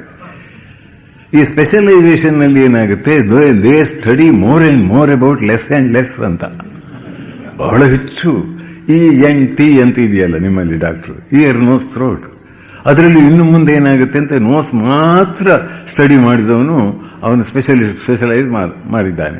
ಅವನ ಹತ್ರ ಹೋಗಿ ನೀವು ಕಿವಿ ವಿಚಾರ ಕೇಳಿದರೆ, ನಾನು ನೋಸಿನಲ್ಲಿ ಸ್ಪೆಷಾಲಿಸ್ಟು, ಕಿವಿ ವಿಚಾರ ನನಗೆ ಗೊತ್ತಿಲ್ಲ, ಬೇರೆ ಕಡೆ ಹೋಗಿ ಅಂತಾನೆ. ಅಂದರೆ they know more and more about less and less and most about the unknown ಅಥವಾ ಪರಮಾರ್ಥ ಇತ್ಯಾದಿಗಳ ವಿಚಾರ ಅವನನ್ನು ತಿಳಿಯಲಿಕ್ಕೆ ಸಾಧ್ಯವೇ ಇಲ್ಲ. ಅದರಿಂದ ವಿಜ್ಞಾನದ ಈ ಪರಿಮಿತಿಯನ್ನು ನಾವು ಅರ್ಥ ಮಾಡಿಕೊಳ್ಳಬೇಕು. ಹೀಗೆ ಯಥಾರ್ಥ ಆಧ್ಯಾತ್ಮಿಕ ಶ್ರದ್ಧೆಗೆ ವಿಜ್ಞಾನ ಬಾಧಕವಾಗುವುದಿಲ್ಲ ಎನ್ನುವ ಸತ್ಯ ನಮಗೆ ಹೆಚ್ಚು ಹೆಚ್ಚಾಗಿ ತಿಳಿಯಲ್ಪಡ್ತಾ ಇದೆ. ಹಾಗಾದರೆ ನಮ್ಮ ದೃಷ್ಟಿ ಹೇಗೆ ಬದಲಾವಣೆ ಆಗ್ತದೆ? ಭಗವಂತನ ಬಗ್ಗೆ ಅಥವಾ ಸರ್ವಶಕ್ತನಾದ ಭಗವಂತನಿದ್ದಾನೆ ಎನ್ನುವ ಬಗ್ಗೆ ಶಾಸ್ತ್ರದ ಆಧಾರ, ಯುಕ್ತಿ, ಅನುಭೂತಿ, ವೈಜ್ಞಾನಿಕ ಮನೋವೃತ್ತಿಯವರು ಹೇಳುವಂಥ ಉಕ್ತಿ, ಇವುಗಳನ್ನೆಲ್ಲ ಸಂಗ್ರಹಿಸಿ ನಮ್ಮ ಶ್ರದ್ಧೆಯನ್ನು ದೃಢಪಡಿಸಿಕೊಳ್ಳಬಹುದು. ಹಾಗಾದರೆ ವಿಶ್ವಬ್ರಹ್ಮಾಂಡದ ಹಿನ್ನೆಲೆಯಲ್ಲಿರುವ ಪರಮಾದ್ಭುತ ಶಕ್ತಿಯಾದಂಥ ಪರಮಾತ್ಮನ ಬಗ್ಗೆ ನಾವು ಕಂಡು ಕೇಳಿದಂಥ ವಿಚಾರ ಯಾವುದೆಂದರೆ, ಆತನು ಪರಮ ಕರುಣಾಮಯ, ಅವನು ನಿಷ್ಪಕ್ಷಪಾತಿ. God is subtle but not partial. God is not playing with dice with the universe. ಅಂದರೆ ಅರ್ಥಪೂರ್ಣವಾಗಿ ಪ್ರತಿಯೊಂದೂ ನಡೀತದೆ. ಈ ಅರ್ಥಪೂರ್ಣವಾಗಿ ನಡೆಯುವಿಕೆ ಹಿನ್ನೆಲೆಯಲ್ಲಿ ಆತನು ಸರ್ವತ್ರ ಸರ್ವವ್ಯಾಪಿಯಾಗಿದ್ದಾನೆ. ಈ ಭಾವ ಇದು ನಮ್ಮ ಸನಾತನ ಧರ್ಮಕ್ಕೆ ಅತ್ಯಂತ ಉಪಯುಕ್ತವಾದ ಭಾವ ಮತ್ತು ಸಂಗತವಾದಂಥ ಭಾವ. ಈ ಪರಮಾತ್ಮನ ಹೀಗಿರಲು ಮನುಷ್ಯರ ಜೀವನದಲ್ಲಿ ಕಷ್ಟಕಂಟಕಗಳು ಏಕೆ ಎನ್ನುವುದು ಎರಡನೇ ಪ್ರಶ್ನೆ. ನನ್ನ ಪ್ರಥಮ ಭಾಗದಲ್ಲಿ ದೇವರಿದ್ದರೆ ಏಕೆ ಹೀಗೆ ಅಂತ ಆತ ಕೇಳಿದ್ದಕ್ಕೆ ಅರ್ಥ ಇದು. ಕಷ್ಟಕಂಟಕಗಳು ಏಕೆ, ನಮ್ಮ ಮನಸ್ಸು ಸಮಾಧಾನ ಇಲ್ಲ ಏಕೆ, ನಮಗೆಲ್ಲರಿಗೂ ಏಕಪ್ರಕಾರವಾಗಿ ನಾವು ಎಷ್ಟು ಗಟ್ಟಿಯಾಗಿ all men are born equal ಅಂತ ಕೂಗಾಡಿದ್ರು, ಒಬ್ಬನಿಗೆ ಏಕಾಗ್ರತೆ ಏಕಕಾಲದಲ್ಲಿ 5 ಗಂಟೆ ಏಕಾಗ್ರತೆಯಿಂದ ಸ್ಟಡಿ ಮಾಡಬಲ್ಲ, ಇನ್ನೊಬ್ಬನಿಗೆ 5 ನಿಮಿಷ ಮಾಡಲಿಕ್ಕೆ ಆಗುವುದಿಲ್ಲ. ಈ ವ್ಯತ್ಯಾಸಕ್ಕೆ ಕಾರಣವೇನು? ದೇವರ? ನಾವೇನ? ಎಷ್ಟು ಕೂಗಾಡಿದ್ರು ಮನುಷ್ಯರಲ್ಲಿರುವ ವ್ಯತ್ಯಾಸ ಸ್ಪಷ್ಟ. ಈ ವ್ಯತ್ಯಾಸಕ್ಕೆ ಕಾರಣ ಏನು? ಅದೇ ದೇವರ ಬಗ್ಗೆ ತಿಳಿದ ಮೇಲೆ ಈ ದೇವರು, ಆಮೇಲೆ ಈ ಜೀವಾತ್ಮನ ಸ್ವರೂಪ ಏನು ಎನ್ನುವುದರ ಬಗ್ಗೆ ನಾವು ಚಿಂತನೆ ನಡೆಸಬೇಕು ಅನ್ನೋದು 2ನೇ ಸ್ಟೆಪ್ ಅಥವಾ ಸೋಪಾನ. ಇದನ್ನು ತಿಳಿಲಿಕ್ಕೆ ಪ್ರಯತ್ನ ಮಾಡಿದಾಗ ನಮ್ಮ ಕಂಡು ಬರತಕ್ಕಂತಹ ಒಂದು ವಿಶೇಷ ಅಂತ ಹೇಳಿದರೆ, ಇವತ್ತು ವಿಜ್ಞಾನಕ್ಕೆ ಸಮ್ಮತವಾದ ವಿಚಾರ, ಅದನ್ನು ಹೇಳಲಿಕ್ಕೆ ನನಗೆ ಸಂಕೋಚ ಇಲ್ಲ. ಮನುಷ್ಯ ಬರೇ ದೇಹ ಅಲ್ಲ, ನಾವೆಲ್ಲರೂ ದೇಹ ಅಂತ ತಿಳ್ಕೊಂಡಿದ್ದೇವೆ. ಮನುಷ್ಯನ ದೇಹ ಮಾತ್ರವಲ್ಲ, ದೇಹಧಾರಿ. ದೇಹಿನೋಸ್ಮಿನ್ ಯಥಾ ದೇಹಿ ಕೌಮಾರಂ ಯೌವನಂಜರ ತಥಾ ದೇಹಾಂತರ ಪ್ರಾಪ್ತಿ ಧೀರಸ್ತತ್ರ ನ ಮುಹ್ಯತೆ. ದೇಹಾಂತರ ಪ್ರಾಪ್ತಿ. ಹಾಗಾದರೆ ನಾನು ಯಾರು? ಈ ನಾನು ಯಾರು ಎಂಬುದನ್ನು ಸರಿಯಾಗಿ ತಿಳಿದುಕೊಂಡರೆ ನನ್ನ ಸುಖ ದುಃಖಗಳಿಗೆ ಏನು ಕಾರಣ ಅಂತ ತಿಳಿಲಿಕ್ಕೆ ಸಾಧ್ಯವಾಗ್ತದೆ ಅಂತ ನಿನ್ನೆನ ಉಪನ್ಯಾಸದಲ್ಲಿ ನಾನು ಸಾಕಷ್ಟು ವಿಸ್ತಾರವಾಗಿ ವಿವೇಚಿಸಿದ್ದೆ. Here I stand, and if I shut my eyes and try to conceive my existence, what is the idea before me? The idea of a body. Am I then nothing but a combination of material substances? No, I am a spirit living in a body, I am not the body. ಹೀಗೆ ನಾನು ದೇಹದಲ್ಲಿ ಇದ್ದೇನೆ. ಈ ದೇಹದಲ್ಲಿ ಇದ್ದ ವ್ಯಕ್ತಿ ಹೇಳ್ತಾ ಇರುವಾಗ ಮಾತಾಡ್ತಾ ಇದ್ದಾನೆ. ಸ್ವಲ್ಪ ಹೊತ್ತಿನಲ್ಲಿ ಅಯ್ಯೋ ನನ್ನ ಹಾರ್ಟು ಅಂತ ಹೇಳಿದ. ಹಾರ್ಟು ಅಂತ ಹೇಳಿ ಮುಗಿಯೋದ್ರೊಳಗೆ ಅವನು ಹಾರ್ಟ್ಲೆಸ್ ಆಗಿ, ಅಂದರೆ ಹಾರ್ಟ್ ಫೇಲ್ ಆಗಿ ಅಥವಾ ಹಾರ್ಟ್ ಬ್ರೋಕನ್ ಆಗಿ ಈ ದೇಹವನ್ನು ಬಿಟ್ಟು ಹೋದ. ಆ ಶಕ್ತಿ ಎಲ್ಲಿಗೆ ಹೋಯಿತು ಎನ್ನುವುದು ಅನಾದಿ ಕಾಲದ ಪ್ರಶ್ನೆ. ಆ ಪ್ರಶ್ನೆಗೆ ಋಷಿಮುನಿಗಳು ಕಂಡ ಉತ್ತರ ಮನುಷ್ಯ ಶರೀರ ಅಲ್ಲ, ಜೀವಾತ್ಮ. ಆ ಜೀವಾತ್ಮ ಪಂಚ ಜ್ಞಾನೇಂದ್ರಿಯ, ಪಂಚ ಕರ್ಮೇಂದ್ರಿಯ, ಪಂಚ ಪ್ರಾಣ, ಮನ, ಬುದ್ಧಿ, ಚಿತ್ತ, ಅಹಂಕಾರ, ಅಸಂಖ್ಯ ಸಂಸ್ಕಾರಗಳನ್ನು ಹೊತ್ತುಕೊಂಡು ದೇಹವನ್ನು ಬಿಟ್ಟು ಹೋಗ್ತಾನೆ. ದೇಹಕ್ಕೆ ಹಿಂತಿರುಗಿ ಬಂದಾಗ ದೇಹದಲ್ಲಿ ಪುನಃ ಚಟುವಟಿಕೆ ಪ್ರಾರಂಭವಾಗುತ್ತೆ. ದೇಹಾತೀತ ಅವಸ್ಥೆಗೆ ಹೋದ ಕೂಡಲೇ ಆ ದೇಹ ಕುಸಿದು ಬೀಳ್ತದೆ, ಕೊಳಲಿಕ್ಕೆ ಪ್ರಾರಂಭವಾಗ್ತದೆ.